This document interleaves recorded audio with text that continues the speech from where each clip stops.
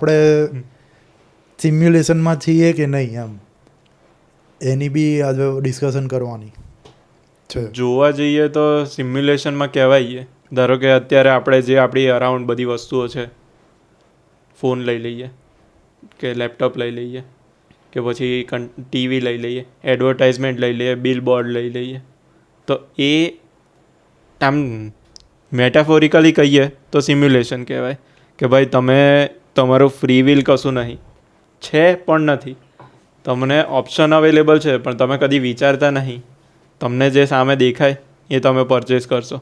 જો કન્ટિન્યુઅસલી મને આજે આખો દિવસ કોકની એડ બતાવી તો ઓબ્વિયસ છે કે મેં ખરીદવાનો જ છું, કેમ કે મને ભાવે છે, મને કન્ટિન્યુઅસલી એડ બતાવી.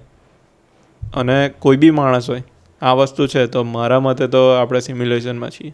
એટલે સિમ્યુલેશન ચાલ આ તો માર્કેટિંગ ને બધું ન્યુરો માર્કેટિંગ થઈ ગયું કે આ બધું છે. એટલે સિમ્યુલેશન ફોર એક્ઝામ્પલ સમજીએ બરાબર કે કોઈ ગેમના ડેવલપર હોય એટલે ગેમનું જે કેરેક્ટર હોય છે જે બી એ તો વર્ચ્યુઅલ ગેમની રિયાલિટીમાં એ પોતે સિમ્યુલેશનમાં જ છે, કારણ કે એના એલ્ગોરિધમ છે ને એના એલ્ગોરિધમ બનાવવાવાળો જે બી ડેટા સાયન્ટિસ્ટ જે બી હશે એણે આખી ગેમના અલ્ગોરિધમના ડેટા બનાવ્યાના, તો એનો કોઈ ક્રિએટર થઈ ગયો તો એ ગેમમાં જે કેરેક્ટર છે એ સિમ્યુલેશનમાં છે.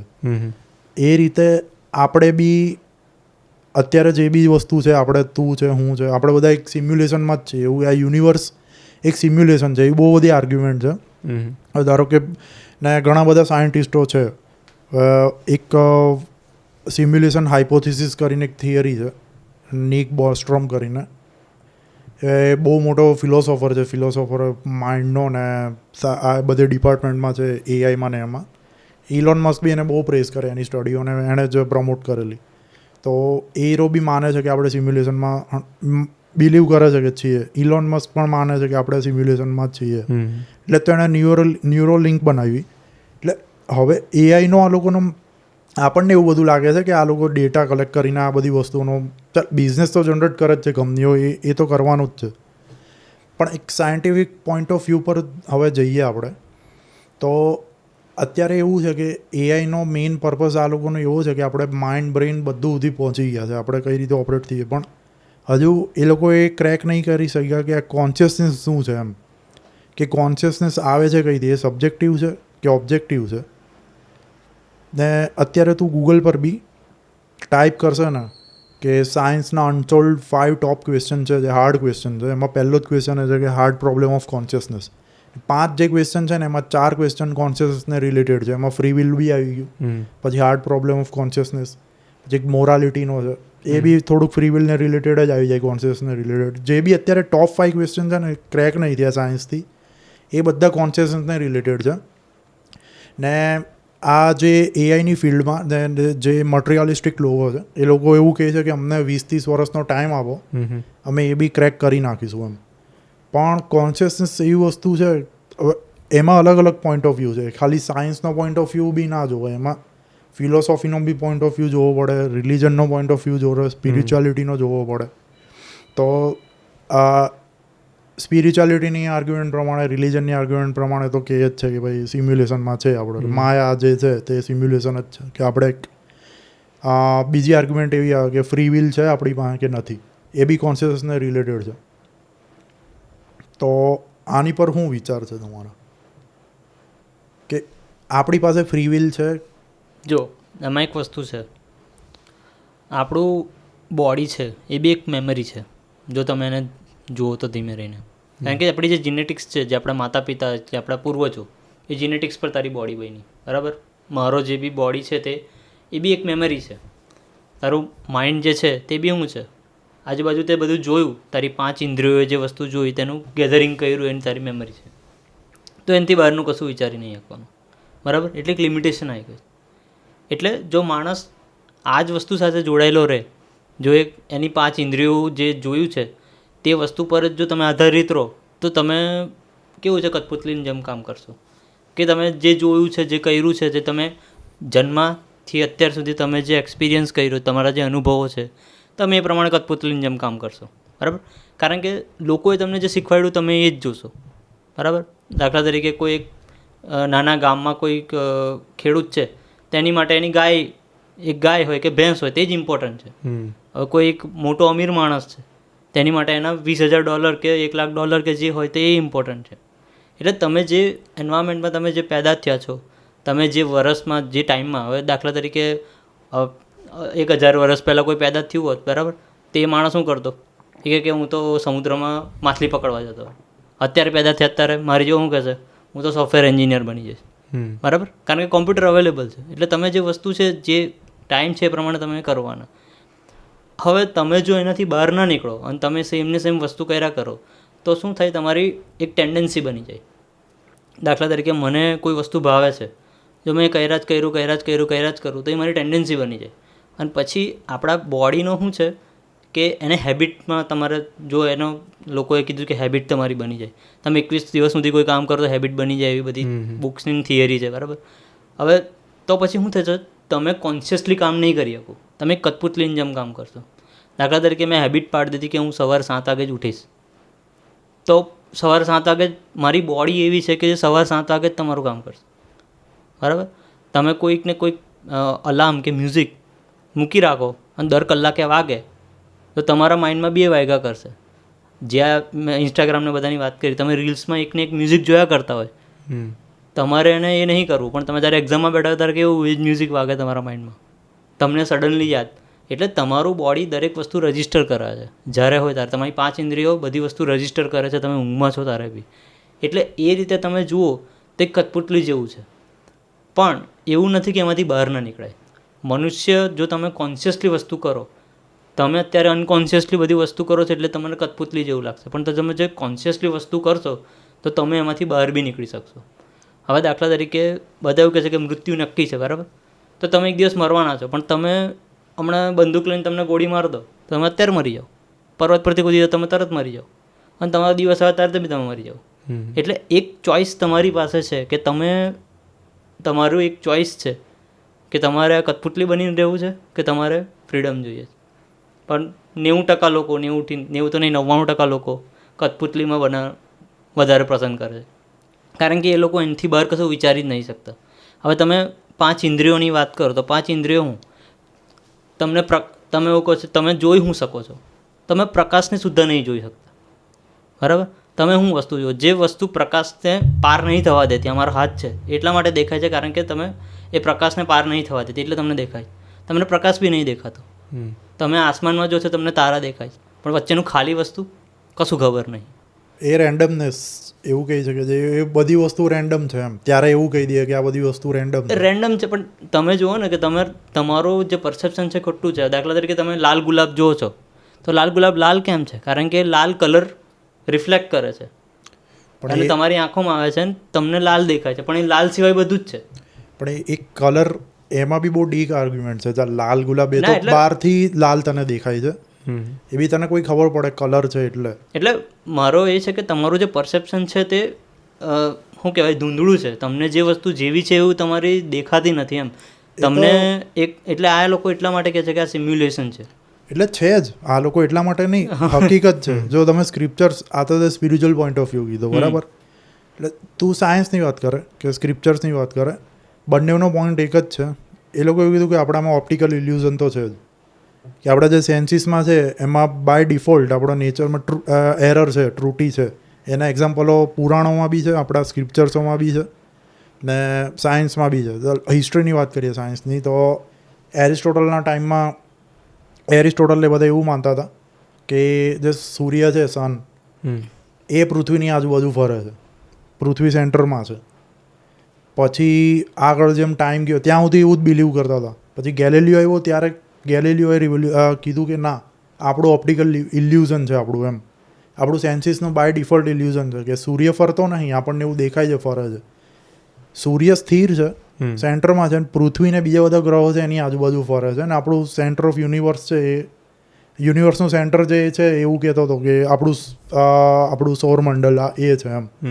એટલે ઓપ્ટિકલ ઇલ્યુઝન તો છે. સાયન્સે બી આ જ વસ્તુ કીધી, એટલે ખોટું પડ્યું ને ત્યાંથી પછી સાયન્ટિફિક રિવોલ્યુશન આવ્યું. પછી ન્યૂટન એન્ડ ગ્રેવિટીની વાત કરીએ કે ન્યૂટન, એમાં બી ઘણી બધી આર્ગ્યુમેન્ટ છે. એવું કહે છે કે ગ્રેવિટી જે વસ્તુ છે એણે લો આપ્યો ગ્રેવિટીનો, ને એ ક્યારે આપ્યો કે સાયન્સમાં એવી વસ્તુ છે, જે ફિલોસોફર ઓફ સાયન્સ હોય એ લોકો એવી વાત કરે કે નેચરમાં બાય પેટર્ન ને રેગ્યુલારિટીઝ છે કોઈ બી વસ્તુની, એને સતત તમે ઓબ્ઝર્વ કરો તો તમે પાસ્ટની પેટર્ન અને રેગ્યુલારિટી ઓબ્ઝર્વ કરીને તમે ફ્યુચર એવું પ્રેડિક્ટ કરો કે આ વસ્તુ થશે. એ ન્યૂટનને ખાલી લો આપી દીધો એવો કે આ સફરજન નીચે પડ્યું, મેં બહુ બધી વસ્તુ જોઈ કે નીચે જ પડે છે, એટલે ગ્રેવિટી એક છે, વસ્તુ છે એમ. તો ફિલોસોફર ઓફ સાયન્સ કહે કે ના એવું વસ્તુ નહીં, એ બધી વસ્તુ આપણી માઇન્ડમાં છે, આપણે ખાલી પ્રોજેક્ટ કરીએ છીએ બહાર, ખાલી પેટર્ન ને રેગ્યુલારિટી જોઈને એટલે એ લો બી પછી આગળ જતાં આઇન્સ્ટાઈને વસ્તુ ખોટી પડી એમ, કે એ વસ્તુ ખોટી છે કારણ કે જે સૂર્ય છે એનું પોતાનું વજન છે ને એ આખું બધું સૌરમંડળને નીચે ખેંચે છે, સ્પેસને બેન્ડ કરે છે. લિટરલી આવા શબ્દો વાપરેલા, સ્પેસ ટાઈમ વાપરું છું, હા, સ્પેસ ટાઈમને બેન્ડ કરે હા, છે, કે ચાદર જેવું છે, એમાં વચ્ચે મોટો ઓબ્જેક્ટ જાય એટલે એની આજુબાજુની વસ્તુ બી એ પેરીફેરીમાં, એ ખાડામાં પેલું લખોટી, મોટો લખોટો હોય એને આજુબાજુ, હા, એટલે એની પેરીફેરીમાં બીજા ઓબ્જેક્ટ બી ફરવાના જ છે એમ, એને એટલે સ્પેસને આખું બેન્ડ કરે છે. એટલે જે પેલું લો વાળી વસ્તુ છે ને એ સાચી નથી, એ ખાલી પ્રોજેક્ટ કરેલી છે આપણે, એણે લો બનાવી દીધો ન્યૂટને. અને ન્યૂટને કર્યું હું, સફરજન તો પહેલાંથી જ પડતા હતા, અત્યાર સુધી સાયન્ટિસ્ટોએ કર્યું હું, જે નેચરમાં વસ્તુ ઓલરેડી થઈ ગઈ છે, પ્રકૃતિમાં જે વસ્તુ ઓલરેડી થઈ ગઈ છે એને ખાલી ઓબ્ઝર્વ કરીને એના લો બનાવી દીધા, બીજું તો કશું કર્યું છે. એટલે એ તો આ લોકો એ જ કહે છે ને કે એ તો એણે ખાલી લો એનું નામ આપી દીધું કે એમ, આ વસ્તુ ખરેખર કે કઈ રીતે આવે છે એનું પાછળનું કોઈ એણે એકદમ પ્યોર લોજિક નહીં આપ્યું એમ. ગ્રેવિટી શું છે તે તો કોઈને ખબર જ નથી પડી. એ તો દરેક પદાર્થનો એવો નેચર હોય, કોઈ બી વસ્તુનો, કોઈ બી મટીરિયલ વસ્તુ એનો નેચર હોય જ. હવે આને તું આમ છોડી દે, નીચે કોઈ સરફેસ જ ના હોય, બરાબર, આપણું સ્પેસ ટાઈમમાં બી એવું જ છે, કોઈ સરફેસ જ નહીં, આપણે અમે ડાઉનમાં જ જતા જઈએ છીએ, આખું જે સૂર્યમંડળ છે આપણું નીચે જ જતું રહે છે, એનો કોઈ અનલિમિટેડ છે, એ કોઈ ઇન્ફિનિટ છે, એનો કોઈ અંત જ નહીં, આપણે નીચે જ પડતા રહીએ છીએ, બરાબર છે. કોઈ સરફેસ હોય તો ત્યાં જઈને પડે ને, તો તું આમ એક થર્ડ પર્સન પોઈન્ટ ઓફ વ્યૂથી તું જોવે તો તને એવું લાગે કે નીચે બી નહીં જતું, આ તો ત્યાંનું ત્યાં જ છે. કેમ?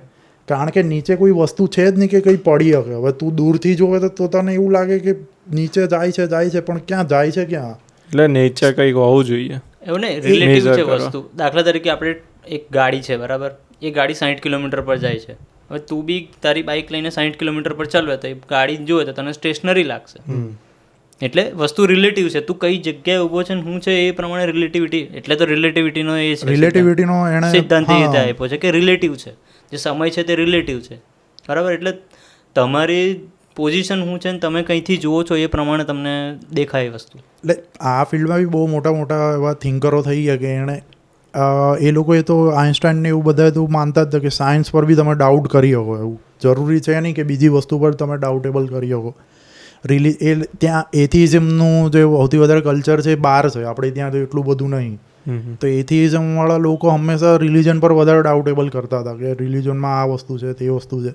તો આઇન્સ્ટાઈને આવીને એ વસ્તુ કીધું કે સાયન્સમાં બી એટલું બધો ડાઉટ છે કે તમે ડાઉટ કરો તો તમને ખબર પડશે, રેવોલ્યુશન ત્યાંથી આવશે એમ. હવે બીજી વસ્તુ એ કે ફ્રી વિલને એની વાત કરીએ તો મેં એક પોડકાસ્ટ જોયેલી પેલી રોગનની, એમાં પેલો ફારીબ ઝિહાબી કરીને જે આપણે જોયેલી, ખબર, બંનેની ડિસ્કશન હતી, ફિલોસોફિકલ ડિસ્કશન. તો એમાં એક લેબનીઝ નામનું એનો એક મેથેમેટિશિયન હતો, લોજિશિયન હતો, પોલીમેથ હતો, ફિલોસોફર હતો. તો બહુ જબરજસ્ત આર્ગ્યુમેન્ટ હતી, તમે આખો પોડકાસ્ટ જુઓ ને બહુ ભારે છે, કલાકની એની આર્ગ્યુમેન્ટ છે એમાં. કે લેબનીઝે એક થોટ પ્રોસેસ એવી બનાવેલી કે હાઇપોથેસિસ કે બિલિયન બોર્ડનો એક એક્ઝામ્પલ આપેલો કે તારા માઇન્ડમાં એટલે એને પ્રોજેક્ટ કરે કે વિચારો કે માઇન્ડમાં જે ન્યુરન્સ છે એની જગ્યાએ બધા બોલ્સ છે, અનલિમિટેડ બોલ છે આખી દુનિયામાં, ને એકબીજા સાથે અથડાયા કરે છે, ને એ અથડાય છે એટલે કોઝિસને ઇફેક્ટ થાય છે. તો મને એવું ડિવાઇન કેલ્ક્યુલેટર મળી જાય ને હું એ કેલ્ક્યુલેશન કરું તો હું એક્ઝેક્ટલી તને કહી શકું કે 2 વર્ષ પછી કે 1 વર્ષ પછી અક્ષય તું આ ટાઈમે આ વસ્તુ કરશે, આ ટાઈમે તું હાથ તારો અહીંયા મૂકશે, કે બોલની જે બધી પેટર્ન છે એને એ કેલ્ક્યુલેટ કરીને એમ. તો કે તો એ આર્ગ્યુમેન્ટ પ્રમાણે એવું કહેતો હતો કે આપણી પાસે ફ્રી વિલ નથી એમ, કે હું ફ્રી વિલ તારી પાસે છે જ નહીં, હું તને કહી દઉં કે તું આવું વસ્તુ કરવાનો છે ભવિષ્યમાં, તો તારી ક્યાંની ફ્રી વિલ તારી ક્યાં નહીં એમ. હવે તો એમાં તો પેટર્ન પર એણે ડિસાઈડ કર્યું. સપોઝ મેં 5 વર્ષ સુધી એકની એક વસ્તુ રિપીટેટિવ ટાસ્ક કરતો ગયો 5 વર્ષ પછી મને રિયલાઇઝ થયું કોઈક કે મારે હવે આ રિપીટેટિવ ટાસ્ક બંધ કરવા પડશે, અને મેં તરત મારી પેટર્ન ચેન્જ કરી, અને પહેલાંએ મારું પ્રેડિક્શન 10 વર્ષ પછીનું કરેલું એ 5 વર્ષના બેઝ પર, અને મેં મારી પેટર્ન બદલી નાખી, તો બી એવું કહે છે તો બી ચેન્જ નહીં થાય એમ. કારણ કે ફ્રી વિલ ને જે ડિટર્મિનેશન આપણું આવે એમાં પાછી એક બીજી એક થિયરી છે, ટ્વિન ટ્રેન થિયરી કરીને એક હાઇપોથિસિસ છે એમ, કે ફ્રી વિલ ને ડિટર્મિનેશન એ 2 ટ્રેનો છે, એ બંને હંમેશા ચાલુ એક હાથે જ ચાલે એમ, ઉપર નીચે બી એક હાથે જ, આજુબાજુ બી, કે એ તો તે એક પોઈન્ટ મેં હાઇપોથિસિસ આપ્યો એટલે તે પોઈન્ટ બનાવીને મૂકી દીધો એમ, કે એ ટાઈમે તું સિમ્યુલેશનમાં એટલો ડીપ ઘૂસી ગયેલો છે ને કે તને ખબર જ નહીં પડે કે મારે આ ટાઈમે આ વસ્તુ ચેન્જ કરવી જોઈએ. આ તો અત્યારે આ થોટ પ્રોસેસમાં વાત કરી એટલે તું બોલ્યો ને કે હું હવે એ વસ્તુ જાણીને 5 વર્ષ પછી એ પેટર્ન ક્રેક કરી શકું, તો કોઈ બી કહે ને કે કરી શકે, પણ પેલી વસ્તુ જ અલગ છે એમ, કે હું તારું ફ્યુચર પ્રેડિક્ટ કરી શકું છું એમ. તારા જે અંદર ન્યુરોન ફાયર્સ થાય છે, મટીરિયાલિસ્ટ લોકો, ન્યુરો સાયન્ટિસ્ટ તો એવું જ કહે છે કે કશું કોન્શિયસનેસ છે નહીં, કે બ્રેનમાં બધું સ્પાર્ક થયા કરે છે ને એ સ્પાર્કને કારણે આપણે બધું ડિઝાયર આવે છે, અને ડિઝાયરને કારણે કશું બી વસ્તુ, મારા અત્યારે હાથમાં પાણી પીવાની ઈચ્છા થઈ તો મારા સર્ટેન અમાઉન્ટમાં અત્યારે કોઈ સ્પાર્ક થયો હશે નિયોકોર્ટેક્સમાં કશે બી, એટલે મેં આ પાણી પીવાની ઈચ્છા થઈ ને એની માટેના પ્રૂફ છે. તો એ લોકો કહે છે કે કોઈ કઈ ફ્રી વિલ એમ, ફ્રી વિલ જાણી તમે કઈ રીતે શકો કે તમારી પાસે ફ્રી વિલ છે એમ, એ તો એનો સાયન્ટિફિક પ્રૂફ આ લોકોએ આપ્યું અત્યારે કે ન્યુરોસાયન્ટિસ્ટ કે જુઓ તમારા સતત બ્રેઇનમાં અત્યારે ફાયર થયા છે બધા ન્યુરોન્સ તમારા, બરાબર છે, એ ન્યુરોન્સ ફાયર થયા એને કારણે તમે કોઈ બી ડિસિઝન લો છો. પણ એ લોકોએ જ્યાં સુધી એમ કહે છે કે જ્યાં સુધી અમે તમને કીધું નહોતું ત્યાં સુધી તમે તમારી પેટર્ન ના બદલી. આખી ડિસ્કશન કોન્શિયસનેસ, ફ્રી વિલ એટલે કોન્શિયસનેસ પર આવે એમ, કોન્શિયસનેસ શું છે એ જ સમજવું છે. એટલે એ લોકોએ આ પેટર્ન પર ડિસાઈડ કર્યું, પણ સપોઝ મેં મારી પેટર્ન જ બદલી નાખી, ભલે તે મને કીધું પછી મેં મારી પેટર્ન બદલી, પણ મને રિયલાઇઝ થયું તો મેં પેટર્ન બદલીને, અને પછી મને એવું થયું કે મેં નવું શીખતો જઈશ. જેમ કે આપણે આધ્યાત્મમાં બી કીધું છે કે મોક્ષ એટલે શું, તો કે તમે આ પેટર્ન તોડી નાખો સાયકલિક બિહેવિયરની, એટલે તમે છૂટા છો. એ તો ચાલ, મેં એવું તે પેટર્ન બદલી બરાબર, તો બી જે તારો સ્પાર્ક છે એ તો ચાલુ જ રહેવાના ને. સર્ટેન બિહેવિયર પેલા બોલ્સ છે એ તો એ પ્રમાણે ચાલવાના છે, કોઝિસ એન્ડ ઇફેક્ટ આપવાના જ છે, પણ ટેમ્પરરી તો એનું જે બિહેવિયર એને જે પ્રેડિક્ટ કરેલું, ફ્રી વિલ ક્યાંથી આવી એમ કે તે ડિસાઈડ કઈ રીતે કરી શકો કે મારી પાસે ફ્રી વિલ છે, કે હું કોન્શિયસ વિધાઉટ, ચાલ અત્યારે યુનિવર્સની ફંડામેન્ટલ રિયાલિટી શું છે કે યુનિવર્સ ચાલુ ક્યાંથી થયું, ટાઈમ ને સ્પેસ, બરાબર, ટાઈમ સ્પેસ ને પછી મેટર, એનર્જી, એટલે મેટરમાં પછી એનર્જી જે બી બધું આવી ગયું એ મેટર જ કહેવાય. એનર્જી કોઈ બી વસ્તુ ડિટેક્ટ કરી શકે, ઓબ્ઝર્વ કરી શકે, એ બધું ઓબ્જેક્ટ છે ને એનો ડિપાર્ટમેન્ટ આખો સાયન્સ છે એમ. ટાઈમ સ્પેસ ને જે છે તે એનર્જી મેટર છે, ત્યાંથી બધી વસ્તુ શરૂ થાય છે. પણ હવે ડેવિડ ચાલ્મર કરીને એક ફિલોસોફર છે, ફિલોસોફી ઓફ માઇન્ડમાં, ને બીજા ઘણા બધા નામ અત્યારે નહીં ખબર, પણ ડેવિડ ચાલ્મર મોટું નામ છે. એણે જ આ ક્વેશ્ચન બનાવેલો કે હાર્ડ પ્રોબ્લેમ ઓફ કોન્શિયસનેસ, કે આ કોન્શિયસનેસ છે હું ક્યાંથી આવે છે એમ, કે બ્રેઇન તો પ્રોડ્યુસ કરતી જ નહીં એમ, બ્રેઇન મટીરિયલ વસ્તુ છે, પણ મટીરિયાલિસ્ટિક જે છે એ લોકો એવું કહે છે કે ના, બ્રેઇન પ્રોડ્યુસ કરે છે કોન્શિયસનેસ. કોઈ તું આ ગ્લાસ જોવે છે બરાબર, તો ગ્લાસને તે જોયા ને તારા સેન્સીસ બી મટીરિયલ જ છે ને, આ ગ્લાસને તે જોયું ને એટલે તારામાં કોન્શિયસનેસ પ્રોડ્યુસ થઈ. કે કોન્શિયસનેસ કંઈ આઉટસાઇડની વસ્તુ કે એવી વસ્તુ છે નહીં એમ, કે સામે તો ઓબ્જેક્ટ છે, તે કંઈ જોયું તો તને કોન્શિયસનેસ આવી એમ, ત્યાંથી આવી, તારી સેન્સીસ પ્રોડ્યુસ કરે છે એમ, કે કોન્શિયસનેસ પહેલેથી છે જ નહીં. પેલા લોકો એવું કહે છે કે ના, ખોટી વસ્તુ છે એમ, એ કોન્શિયસનેસ છે તો જ ખબર પડે છે કે આ અહીંયા જે હવે એમાં ફર્સ્ટ પર્સન, હવે એક વસ્તુ સમજ કે કઈ રીતે સમજીએ એને, કે ફોર એક્ઝામ્પલ 1+1 = 2, એ તો લોજિકલી સમજી શકે એમ, પેપર પર લખીને કશું બી સાબિત કરીને, બરાબર છે, એ વસ્તુ થઈ ગઈ. ને બીજી વસ્તુ એ છે કે કોફી તે પીધી, તો જે કોફી પીવાનો તને એક્સપિરિયન્સ મળ્યો એ તું લોજિક થ્રુ કઈ રીતે ડિટેક્ટ કરી શકે? એ તો તારો ડાયરેક્ટ એક્સપિરિયન્સ જ છે ને કે મને કોફી આવી લાગી. તો એ એવું કહે છે કે આ ડાયરેક્ટ એક્સપિરિયન્સ છે ને એ કોન્શિયસનેસથી આવે છે એમ. કે મેથેમેટિક્સવાળી જે બી એક્ઝામ્પલ છે એ બધા એ થ્રુ તમે લોજિક થ્રુ ડિટેક્ટ કરી શકો, પણ આ બધા જે ફર્સ્ટ પર્સન એક્સપિરિયન્સ છે એ મેઇન ફર્સ્ટ પર્સન એક્સપિરિયન્સ છે ને એ ક્યાંથી આવે છે એમ. એ એઆઈ ને મશીન લર્નિંગનું અત્યારે મેઇન એમ એ જ છે. અત્યારે ન્યુરલ લિંક ને બધું ડેવલપ કરે છે ઇલોન મસ્ક ને બધા, એ લોકો બી આ જ ક્રેક કરવા માંગે છે. કોન્શિયસનેસ છે હું ને ક્યાંથી આવે છે એમ. મારે આની પર ઘણા બધા પોઈન્ટ છે. દાખલા તરીકે યુનિવર્સની વાત કરે તો આઇન્સ્ટાઈનનું જે સૂત્ર છે, હું થોડું સાયન્ટિફિકલી જઈશ બરાબર, અને સ્લોલી જઈશું આપણે તો ખબર પડશે કે વસ્તુ શું છે. આઇન્સ્ટાઈનનું સૂત્ર છે E=mc². એટલે જે એનર્જી છે એ જ મેટર છે બરાબર. મેટર એટલે શું છે? Concentrated energy. આવા ગ્લાસ છે એ કોન્સન્ટ્રેટેડ એનર્જી જ છે બરાબર. યુરેનિયમ છે, આપણે એને શું કહેવાય, ન્યુક્લિયર પાવરમાંથી આપણે એને પાવર આપણે જનરેટ કરીએ છીએ એ એનો જે સિદ્ધાંત છે એનો યુઝ કરીને. તો આખું યુનિવર્સ, તારું મગજ લઈએ આપણે, તો તારા મગજમાં લોકોએ એનાલિસિસ કર્યું છે કે જે હૃદય ધડકે છે એને ધડકાવવા માટે જે ન્યુરોન્સ છે તે એક પર્ટિક્યુલર પેટર્નમાં વર્ક કરે છે બરાબર. એ પેટર્ન તમારી ચાલ્યા જ કરે છે, પણ તમે એને કોન્શિયસલી તમે એને જો તમે થર્ડ પર્સનથી જો તો તમે એને તમારી બ્રેથને અને તમે અમુક વસ્તુને તમે સેન્સેશન તમે અનુભવી શકો છો બરાબર. સેન્સેશન એટલે એ વસ્તુ એવી છે તું જે કહે છે, એટલે હું એવું સમજુ છું કે તું બ્રેથ નહીં એટલે તું બ્રેથને ઓળખી શકે છે. પણ સેન્સેશન કોઈ વસ્તુ જુએ છે બરાબર. મને ખબર નથી કોણ છે, તમે આત્મા કહો, પરમાત્મા કહો, ગમે તે કહો બરાબર. એક ફંડામેન્ટલ વસ્તુ છે, મારું શરીર છે બરાબર. તો મારું શરીર મેં ગેધર કર્યું છે, નાનપણથી મેં ખાતો આવ્યો છું તો મેં મારું શરીર ગેધર કર્યું, મારું મગજ બી મેં કીધું કે ગેધર કર્યું. પણ એ વસ્તુ ત્યાં ભેગી કરવા માટે કોઈક ફંડામેન્ટલ એનર્જી તો હોવી જોઈએ ને, કંઈક ફંડામેન્ટલ જે આપણને ખબર નથી બરાબર. હવે દરેક વસ્તુ આપણે લોજિકથી અનુભવ કરવા જઈએ તો આપણું લોજિક અમુક જગ્યાએ તૂટી જાય, કારણ કે લોજિક ફિઝિકલ વસ્તુઓ પર લાગુ પડે. હવે દાખલા તરીકે કોઈ વસ્તુ ફિઝિકલ ના હોય તેની પરથી કઈ રીતે? હવે એનું એક એક્ઝામ્પલ આપો. આખું યુનિવર્સ આ તમે કહો છો એ પ્રમાણે એનર્જી અને મેટર છે બરાબર. તો આપણે એને એટમ્સ ગણી લઈએ.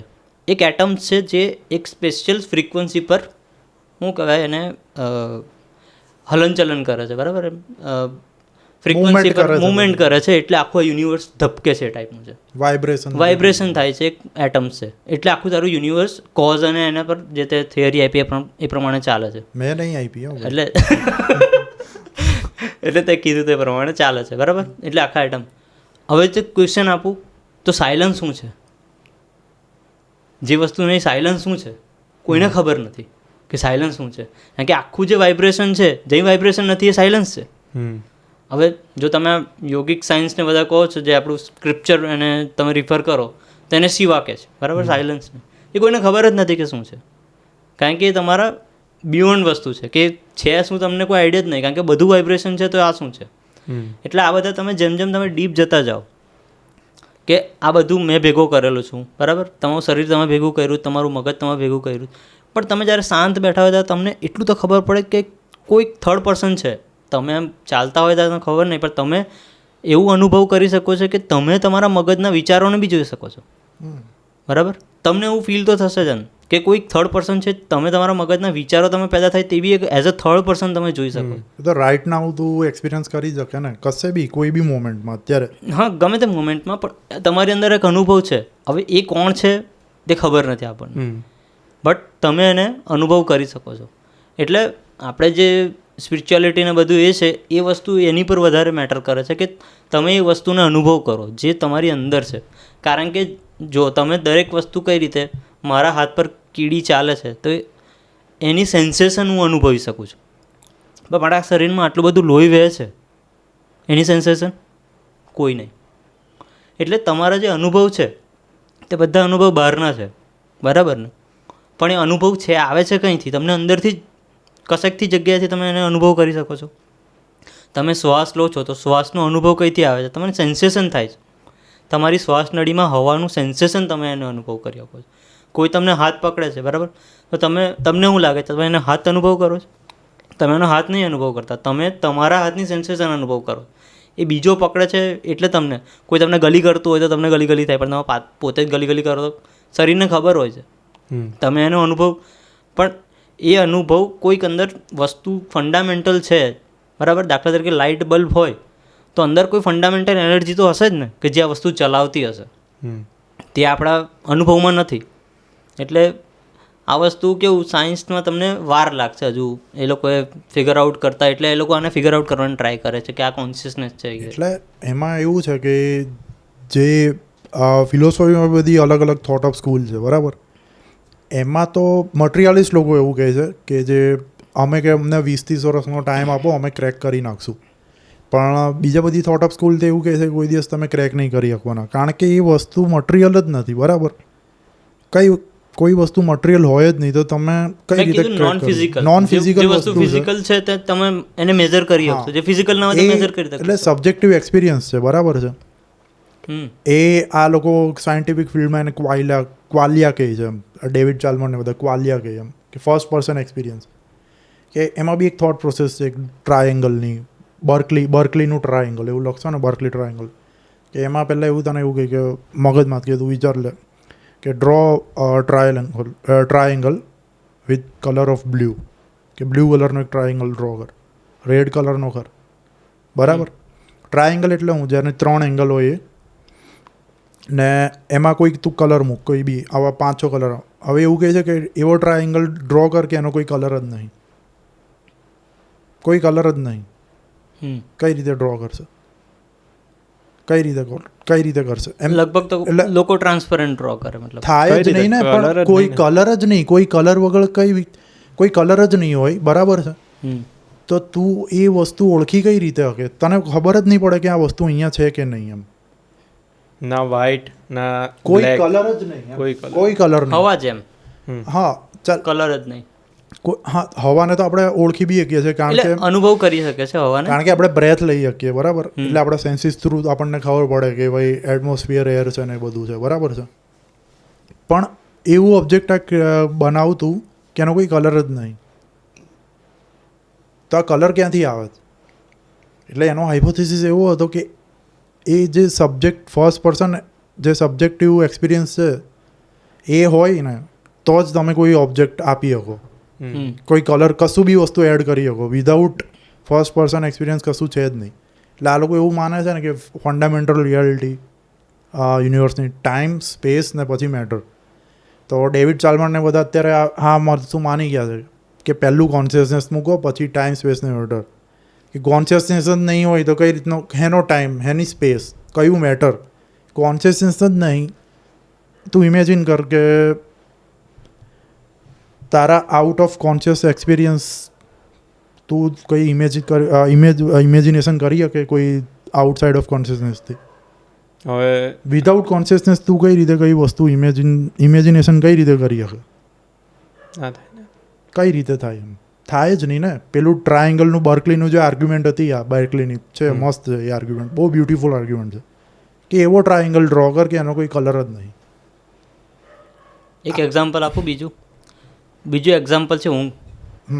ઊંઘમાં તમારી બધી ઇન્દ્રિયો ઓલમોસ્ટ શું કહેવાય શટડાઉન મોડમાં જતી રહે, પણ તો બી તમે તો જાગતા છો, બરાબર. સવારે તમે જેવી આંખ ખોલો છો એવું 1 સેકન્ડમાં આખું વર્લ્ડ ક્રિએટ થઈ જાય છે. કેટલો ભારે અને ખતરનાક પાવર! 1 સેકન્ડમાં આખું વર્લ્ડ, આખી રાત ગાયબ થઈ ગયું અને સડનલી આવી ગયું. પણ તમે તો ત્યાં જ છો, તમારી ઇન્દ્રિયો ભલે શટડાઉન થઈ ગઈ છે, તમે એનો અનુભવ નથી, પણ તમે ત્યાં જીવતા જ છો. બીજો એક એક્ઝામ્પલ હતો આંધળા માણસનો. કોઈ માણસ આંધળો જન્મો તો એને કેવું દેખાય? પણ એ માણસ તો ત્યાં જ છે ને, ભલે એ જોઈ નહીં શકતો, એની એક ઇન્દ્રિય નહીં, એ આંખોથી જોઈ નહીં શકતો, પણ માણસ તો ત્યાં જ છે ને. કોઈ માણસના હાથ પગ નથી તો પણ એ માણસ તો ત્યાં જ છે. એની વસ્તુ કરવાની કેપેબિલિટી ઓછી થઈ જાય ઇન્દ્રિયો વગર, બરાબર. કે ચાલી ના શકે, એના હાથ પગ ના હોય તો ચાલી ના શકે, માણસ બહેરો હોય તો સાંભળી ના શકે, અને આંધળો હોય તો જોઈ ના શકે. એની કેપેબિલિટી જતી રહે, પણ એ માણસ તો ત્યાં જ છે ને. એક્સપિરિયન્સ ક્યાંથી જવાનો? હા, લેટ્સ સે લોકો એવું કહે કે કોઈને અલ્ઝાઇમર થઈ ગયો, બરાબર, તો મારી મેમરી જતી રહી. હું કોણ છું હું ભૂલી ગયો, પણ તો પણ હું તો અહીંયા જ છું.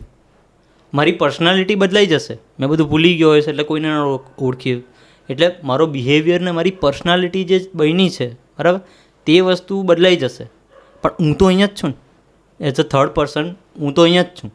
એટલે સ્પિરિચ્યુઅલિટીમાં એવું જ કહે છે કે આ જે થર્ડ પર્સન છે એ તમે છો, નહીં કે તમે જે આ જે ગેધર કર્યું છે તે તમે નથી. એટલે એને બ્રહ્મ કહે છે કે પરમાત્મા, આત્મા જે બધા કહે છે, એટલે કે તમે એને ઓળખવાની ટ્રાય કરો. અને તમે એનું એક આ તો ભગવદ્ ગીતામાં એક સારું એક એક્ઝામ્પલ આપેલું હતું કે તમારું શરીર એક રથની જેમ છે બરાબર. એ રથના 5 ઘોડાઓ છે એ તમારી 5 ઇન્દ્રિયો છે, અને એનો જે સારથી છે એ તમારું મન છે. પણ તમે કોણ છો? એ રથમાં બેસેલા સ્વામી જે છે તે તમે છો. અત્યારે શું થઈ ગયું છે કે તમારો જે સારથી છે તમારું મન એ કમ્પલ્સિવ થઈ ગયો છે, શું કહેવાય, પોતાની મેં તે રથને હાંકા કરે છે, મેન્યુપ્યુલેટ થઈ ગયો છે, ઇન્ફ્લુઅન્સ થઈ ગયો છે. એટલે શું છે, રથને તમે આંખ બંધ કરીને બેઠા છો અહીંયા સ્વામી, પણ તમારો રથ ગમે ત્યાં હાંકતો જાય પેલો, કારણ કે એના જે 5 ઘોડા જે છે ને એ જે બાજુ લઈ જાય ને એ બાજુ એ માણસ ભાગે છે. લિટરલી આ એક્ઝામ્પલ છે અંદર. એટલે જે ઘોડા જઈ જાય તે ભાગે છે. પણ જો સ્વામી તમે એને કોન્શિયસનેસ જે તમે કોણ કે તમે કોન્શિયસલી બિહેવ કરવાનું ચાલુ કરો છો. આપણે ઘણી જૂની પોડકાસ્ટમાં બી એની વાત કરી હતી કે લોકો કોન્શિયસ ડિસિઝન લેવા માટે જો તમે સ્વામી ડિસિઝન લે અને સારથીને કે તમારા મન તમે તમારું મનને યુઝ કરી શકો, નહીં કે તમારું મન તમને યુઝ કરે. જો તમે કોન્શિયસલી ડિસિઝન લો, તમારો સ્વામી બની જાઓ અને જે સારથી છે એને કહો કે ભાઈ આ 5 ઘોડાને આમ ભગાવો, તો તમારો રથ ત્યાં જશે જઈ તમારે જવું હોય બરાબર. બાકી તમારો રથ કઈ જશે જઈ ઘોડાને ગમે છે અને ત્યાં પેલો સારથીને ગમે છે. એટલે જો લોકો આવી રીતે બિહેવ કરતા હોય કે એમ જે ઘોડા ભાગતા હોય એ પ્રમાણે જશે તો ઇઝીલી પ્રેડિક્ટ થઈ જાય કે માણસ કંઈ જશે. જે સારથીને ગમે છે એ સારથીને બટર ભાવે છે તો એના ઘોડા બટર બાજુ જ ભાગવાના. જ્યાં બી શું કહેવાય બટર દેખાશે એટલે એની જીભ લપલપાઈ, એટલે એ ડેટા તને મળી ગયો એટલે તને તું કઠપુતલી છે. એનાથી અમુક લોકો તે જોયું હોય તો અમુક લોકો પ્રેડિક્ટ કરી લે છે ફ્યુચર. ભૃગુ સંહિતાને બધું જે વસ્તુ છે ત્યાં હ્યુમન કોન્શિયસનેસનું એક એ છે કે એની પર એક ડોક્યુમેન્ટ જેવું જ છે કે તમે આયરું વસ્તુ હોય તો આ વસ્તુ થશે. એક ફોર્મ્યુલા ટાઈપ છે કે તમે આમ કરશો તો આમ થશે. જો તમે કઠપુતલીને તમારા ઘોડા ચાલતા હોય તો તમે કઠપુતલીને જેમ જ ચાલશો. તું પ્રેડિક્ટ કરી શકે છે. મેં તો અમુક વખત પ્રેડિક્ટ કરી લઉં છું કે લોકો શું કરશે, કે આનો આ બિહેવિયર છે, તને એક પેટર્ન મળશે કે આ માણસ આવું કરશે એટલે માણસ એવું જ કરશે.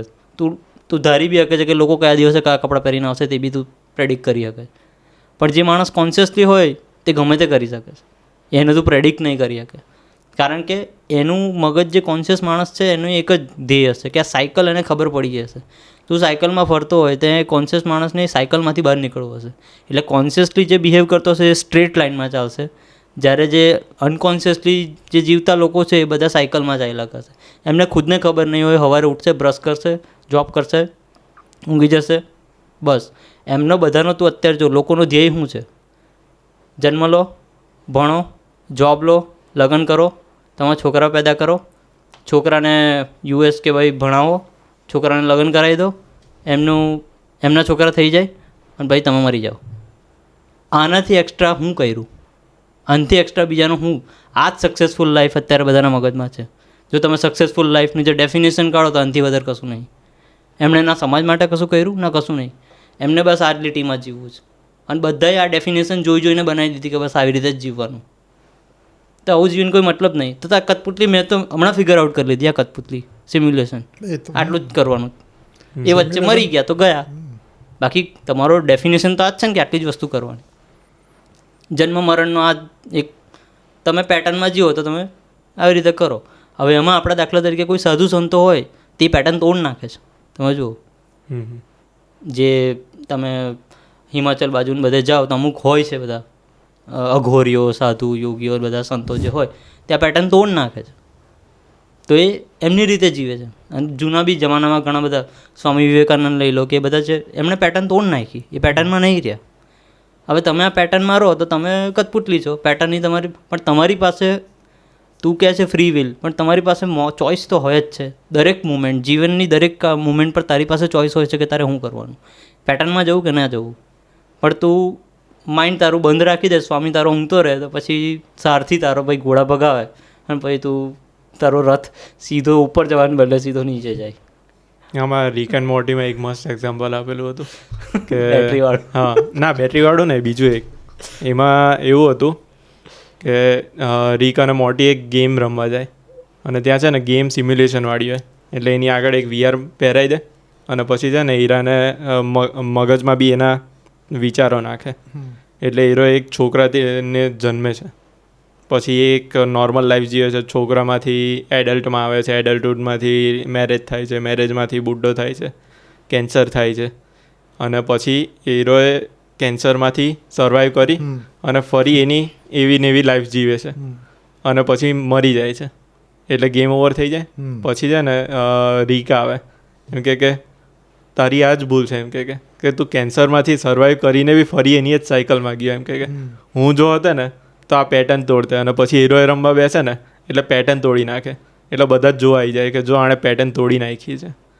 હવે તે ઊંઘનું એક્ઝામ્પલ આપ્યું તો ઊંઘના એક્ઝામ્પલમાં આપણે જનક રાજાની સ્ટોરી લઈએ કે જનક રાજા હતા તો એમને ઊંઘ આવી ગઈ રાતે, તો એ સૂતા હતા અને એમની પાસે પૈસો બહુ, પણ ઊંઘમાં એમને ગરીબ રીતે ભિખારી હોય એવું સપનું આવ્યું એમને, એટલે બધા ભીખ માગવા ગયા, પણ એમની પાસે કટોરો નહોતો, એટલે ભીખ ના આપી એમને કોઈએ કે પહેલાં કટોરો લઈ આવો તમે તો જ તમને ભીખ આપશું, એટલે કે આવો કેવો જુલમ, એટલે કે કંઈ નહીં ચાલ કટોરો શોધવા ગયા, પછી એમને એક તૂટેલો કટોરો મળ્યો, તૂટેલો કટોરો લઈને ફરી ખાવાનું માગવા ગયા, તો કે ના તૂટેલા કટોરામાં અમે ખાવાનું ના આપીએ, અને પછી એમની ઊંઘ ઉડી ગઈ અચાનક જ કે ડરી ગયા, એટલે પછી એ ડરેલા ભાવે એ ગયા સંત પાસે કે આ મેં શું જોયું, એમ કે આમાં મેં ફીલ કર્યું કે હું ગરીબ હતો, હું ભૂખ્યો હતો, મને કોઈ ખાવાનું ના આપ્યું, મને ટોર્ચર કર્યો લોકોએ, તો એ સાચું કે આ સાચું, એમ કે રિયાલિટી શું છે, એમ કે તો સંતે કીધેલું કે ના એ સાચું ના આ સાચું, એમ કે તું જે એક્સપિરિયન્સ કરે છે એ જ સાચું. એટલે એના બહુ બધા એક્ઝામ્પલ છે. આયરો એક તે કીધું, એ બીજો જ એક છે અષ્ટાવક્ર અને જનકવાળો. એટલે આજે આ બધા એક્ઝામ્પલો આમ તો તું જુઓ ને તો ઉપનિષદોના છે, એટલે એમાં જે જનક રાજા છે એ આપણે સમજીએ એ જે સીતા માતાના જે હતા ફાધર એ નહીં, જનક એટલે સંસ્કૃતમાં અર્થ જ એ છે કે જે રાજા છે એ પદનું નામ છે. હા, એટલે જનક એમ આપણે કેવું કે ક્લાર્ક કોઈ માણસ કોઈ બી હોય, રમેશ. હા, એટલે એ જનક મને અષ્ટાવક્રનું એમાં એવું હતું એક્ઝામ્પલ તે જ આપ્યું કે એ આવી રીતે સૂતેલા જ હતા ને એને સપનું આવ્યું કે પાડોશી રાજાએ આક્રમણ કરી દીધું એની નગરી ઉપર ને એ લોકો બહુ હારી ગયા, બધું ગુમાવી બેઠા ને રાજાએ એને બહુ બોલી કર્યો ને જનકને પછી રાજ્ય એનું છોડવું પડ્યું. એ છોડી દીધું ને પછી બીજા રાજ્યમાં ગયો ને ત્યાં ભીખ માંગતો હતો આવી રીતે, તો ભીખમાં કોઈ એને ખાવાનું આપ્યું ગમે તેમ કરીને ને એ ખીચડીને એવું હતું, એ જેવો ખાવા જતો હતો ને તો એ કાગડા આવ્યા ને કાગડા એ આખું એ જે લોટો હતો એ બી પાડી દીધો, એ બી જતું રહ્યું, એટલે જનક બહુ જ દુઃખી થઈ ગયું એમ, ને અચાનક એની ઊંઘ ઉડી ગઈ, એટલે એકનું એક જ વાક્ય બોલવા માંડ્યા એમ કે યે સચ યા વો સચ, કે જે પેલું સપનામાં જોતો હતો એ સાચું છે કે અત્યારે જે જોઉં છું એ સાચું, યે સચ યા વો સચ, યે સચ યા વો સચ. તો બધા જે દરબારીઓ હતા બધા એના મંત્રીઓને બધા, તો એમને ચિંતા થવા લાગી કે આ ગાંડા નહીં થઈ ગયા ને, આ હું ક્યારનો યે સચ વો સચ યે સચ વો સચ કર્યા કરે, તો કે અષ્ટાવક્રને બોલાવો એમ. તો અષ્ટાવક્ર આવ્યા તો એને પૂછ્યું ભાઈ શું થયું, તો કે યે સચ યા વો સચ, યે સચ યા વો સચ. અષ્ટાવક્ર તો પોતે બ્રહ્મજ્ઞાની હતા, એટલે ઓળખી ગયા કે ના યે સચ ના વો સચ, સિર્ફ તુમ હી સચ, એમ કે તું જે સપનું જોયેલું એ બી સાચું નહીં, તું અત્યારે જે છે જોવે છે એ બી સાચું નહીં, પણ તું જે બંને વસ્તુને જોવે છે એ જ સાચો છે. તો પેલો વધારે કન્ફ્યુઝ થઈ ગયો કે એટલે છે હું એમ સાચું રિયાલિટી શું છે, તો એ શું કહે છે કે એટલે એ પછી માંડુક્ય ઉપનિષદમાં સારું એક્સપ્લેનેશન છે. જે આજે બધા ઓમ કર્યા કરે ને કે ઓમને લઈને બી યુટ્યુબ પર બહુ જ બધા બેકાર કોન્ટેન્ટ છે, જે એ બધું ઓર્થોડોક્સી ફેલાવે છે કે ઓમ કરવાથી આમ થાય ને આમ થાય ને, એ બધી વાહિયાત વસ્તુ છે. ઓમનું ઓરિજિનલ એક્સપ્લેનેશન માંડુક્ય ઉપનિષદમાંથી આવેલું છે કે જાણવું છે કે ઓમ શું છે. તો ઓમની એક્સપ્લેનેશન એમાં એવું છે કે આપણા 3 સ્ટેટ છે, આમ તો 4 સ્ટેટ છે, ચોથા સ્ટેટને તુર્ય કહી, પણ સંસ્કૃતમાં તુર્યનો અર્થ જ લિટરલી ચોથો નંબર થાય એમ, એટલે ફર્સ્ટ સ્ટેટ વેકિંગ સ્ટેટ, બીજું ડ્રીમ સ્ટેટ ને ત્રીજું ડીપ સ્લીપ સ્ટેટ. એટલે વેકિંગ સ્ટેટ એટલે અત્યારે આપણે આ બધા વેકિંગ સ્ટેટમાં છીએ, બરાબર. આપણે બધું જોઈએ છે વેકિંગ સ્ટેટમાં, બધું નોલેજ ગ્રાફ્સ કરીએ આપણી બધી 5 સેન્સીસ થ્રુ, બધું જે બી છે. પછી આપણે ડ્રીમ સ્ટેટમાં જઈએ, ઊંઘવા જઈએ, એટલે આપણને કોઈ સપનું આવે. સપનું ક્યારે આવે? આપણે વેકિંગ સ્ટેટમાં જે વસ્તુ ગ્રાફ્સ કરી છે, બરાબર, માઇન્ડ જાતે જ પછી પ્રોજેક્ટ કરે આપણા મગજનો જ, એ જાતે બધી વસ્તુ ક્રિએટ કરી નાખે. તો એ સપનું બી આપણે જોતા હોઈએ, બરાબર. પછી માઇન્ડ અલ્ટિમેટલી થાકી જાય એ વસ્તુથી બી, એટલે એકદમ ડીપ સ્લીપ સ્ટેટમાં જતા રહીએ. બ્લેન્ક સ્લીપ કહે ને, કે બ્લેન્ક સ્લીપ, કે કોઈ બી સપના વગરની સ્લીપ. તો એ ત્રીજું સ્ટેટ થઈ ગયું. ને ચોથું છે તુર્ય. એ ઓરિજિનલ આપણે છે એમ, કે જે એક્સપિરિયન્સર છે, કે જે વેકિંગ સ્ટેટનો બી એક્સપિરિયન્સ કરે છે, ડ્રીમ સ્ટેટનો બી એક્સપિરિયન્સ કરે છે, ને ડીપ સ્લીપનો બી એક્સપિરિયન્સ કરે જ છે. બધા કઈ રીતે કરી શકે? તો તમને સવારે ખબર કઈ રીતે પડી કે મને તો આજે બહુ સારી ઊંઘ આવી સપના વગરની? એ કોણ છે એ જેવું કહે છે? ક્યાંથી આવી એ વસ્તુ? તો એ જે તુર્ય છે ને, એ અચલ છે, એ ખાલી દૃષ્ટતા છે એમ, એક્સપિરિયન્સર છે, એ કશે ઇન્વોલ્વ જ નહીં થતો. પણ આપણા ઇગ્નોરન્સને કારણે આપણને એવું લાગે છે કે ઇન્વોલ્વ થાય છે. એટલે એની પરથી ઉપનિષદોની તો આખી થિયરી અદ્વૈત ઉપર છે, નોન ડ્યુઅલર, કે જે એ દૃષ્ટતા અને દ્રશ્ય એ બંને અલગ અલગ વસ્તુ નહીં, અલગ અલગ વસ્તુ નથી. અદ્વૈત એટલે એ બંને વસ્તુ એક જ છે એમ, કે એ કોન્શિયસનેસ, એ દૃષ્ટતા, જે એક્સપિરિયન્સર છે, એ વેકિંગ સ્ટેટમાં પોતે વેકિંગ પર્સન તરીકે પ્રોજેક્ટ કરે છે આખી જે સંસાર છે. એ જ કોન્શિયસનેસ ડ્રીમ સ્ટેટમાં સપના પ્રોડ્યુસ કરે છે, ને એ જ કોન્શિયસનેસ ડીપ સ્લીપમાં એકદમ બ્લેન્ક લેસ પર જતો રહે છે. ને એ આનંદની જે અનુભૂતિ કહેવાય ને, કે તમારે આનંદનો એક્સપિરિયન્સ લેવો હોય જીવતા જે માણસ સાદાએ, તો એ ડીપ સ્લીપ છે ને આનંદનો અનુભૂતિ છે. પણ આપણા ઇગ્નોરન્સને કારણે એ વસ્તુ નહીં કરી શકતા. જે યોગી લોકો હોય, કે જે જાણી ગયા હોય બ્રહ્મ શું છે, એ લોકો આખો દિવસ આ સ્ટેટમાં જ રહી, કે કશે ઇન્વોલ્વ બી નથી થતા, ને એનું કર્મ બી નહીં થતું, ને એ કંઈ કરે છે તો એને અફેક્ટ બી નહીં થાય એ વસ્તુ. એની પર કોઈ કર્મની થિયરી લાગુ નહીં પડે, કારણ કે એ વસ્તુ જાણી ગયો છે કે આ કંઈ છે જ નહીં આ વસ્તુ એમ. આ બધા માયા એનો મારી પાસે એક એક્સપ્લેનેશન છે, બરાબર. તારા જીવનમાં દુઃખ આનું છે, ફિઝિકલ અને મેન્ટલ, બરાબર. તને શારીરિક અને તમારું માનસિક, એની સિવાય દુઃખ છે, બરાબર. હવે આણે જે કીધું, બરાબર, તુર્ય, કે જે ચોથું સ્ટેટ છે, જે દ્રષ્ટા છે, બરાબર, બધું વસ્તુનું. હવે પ્રોબ્લેમ શું થઈ છે કે લોકોએ જે ફિઝિકલ છે એને દ્રષ્ટા હાથે મિક્સ કરી દીધો છે. હવે દ્રષ્ટા અનલિમિટેડ છે, નોન ફિઝિકલ છે, અને તમે એને ફિઝિકલ માની લીધો છે. હવે દાખલા તરીકે એટલે મેં એવું માની લીધું કે હું જ મારી બોડી છું, બરાબર, મેં મારી બોડી જ છું. બટ હકીકતમાં હું મારી બોડી નથી. બોડી તો મેં માટીમાંથી ગેધર કરી, એ નાનો હતો પછી હું જમવાનું ચાલુ કર્યું, એટલે બોડી મેં ભેગી કરી. પણ એ ભેગી કરવા માટે ફંડામેન્ટલ, મેં કીધું પ્રમાણે ફંડામેન્ટલ કશું હોવું છે. એ ફંડામેન્ટલને મેં બોડી માની લીધી. હવે બોડી કેવી લિમિટેડ વસ્તુ છે, બોડીની પોતાની લિમિટ છે, કારણ કે એ ફિઝિકલ છે. આવું જ્યારે થાય ત્યારે કન્ફ્યુઝ થઈ જવાય. પછી બોડીને ગમે તે થાય એટલે તમે દુઃખી થઈ જાઓ. તમારે કોઈ કહી જાય, તમને કશું કહી જાય એટલે તમે માનસિક રીતે દુઃખી જાઓ. કેમ? તમે આઈડેન્ટિફાય, તમે પહેચાન જોડી લીધી કે હું મારી બોડી છું, હું જ મારું મગજ છું. બટ એકચ્યુઅલી નથી. તમે જ્યારે શાંત બેઠા હોય ત્યારે તમને દેખાય છે કે હું ડિફરન્ટ છું અને મારું માઇન્ડ ડિફરન્ટ છે. તમે તમારા માઇન્ડને ઇન્સ્ટ્રક્શન આપી શકો છો.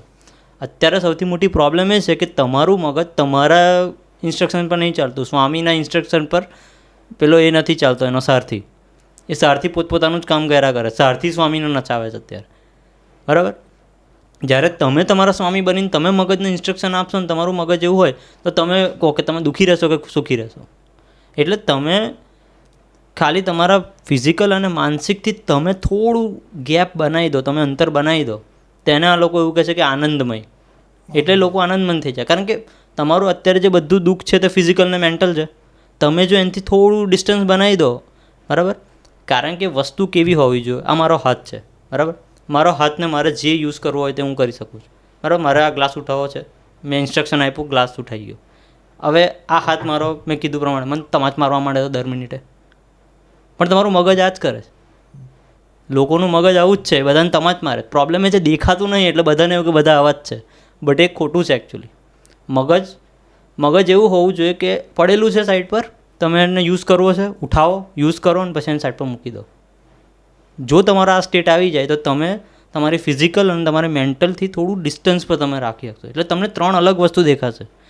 તમે તમારું માનસિક, બરાબર, તમારું મગજ અને મગજ નહીં પણ મન, તમે તમારું મન અને તમારું શરીર, તમને આ 3 વસ્તુ અલગ દેખાતી થઈ જાય તો તમે આ દુઃખોનો અંત આવી જાય. કારણ કે તમે પછી તમારું મનને તમે જે કહેશો એ પ્રમાણે તમે યુઝ કરી શકશો, બાકી પડી રહેશે.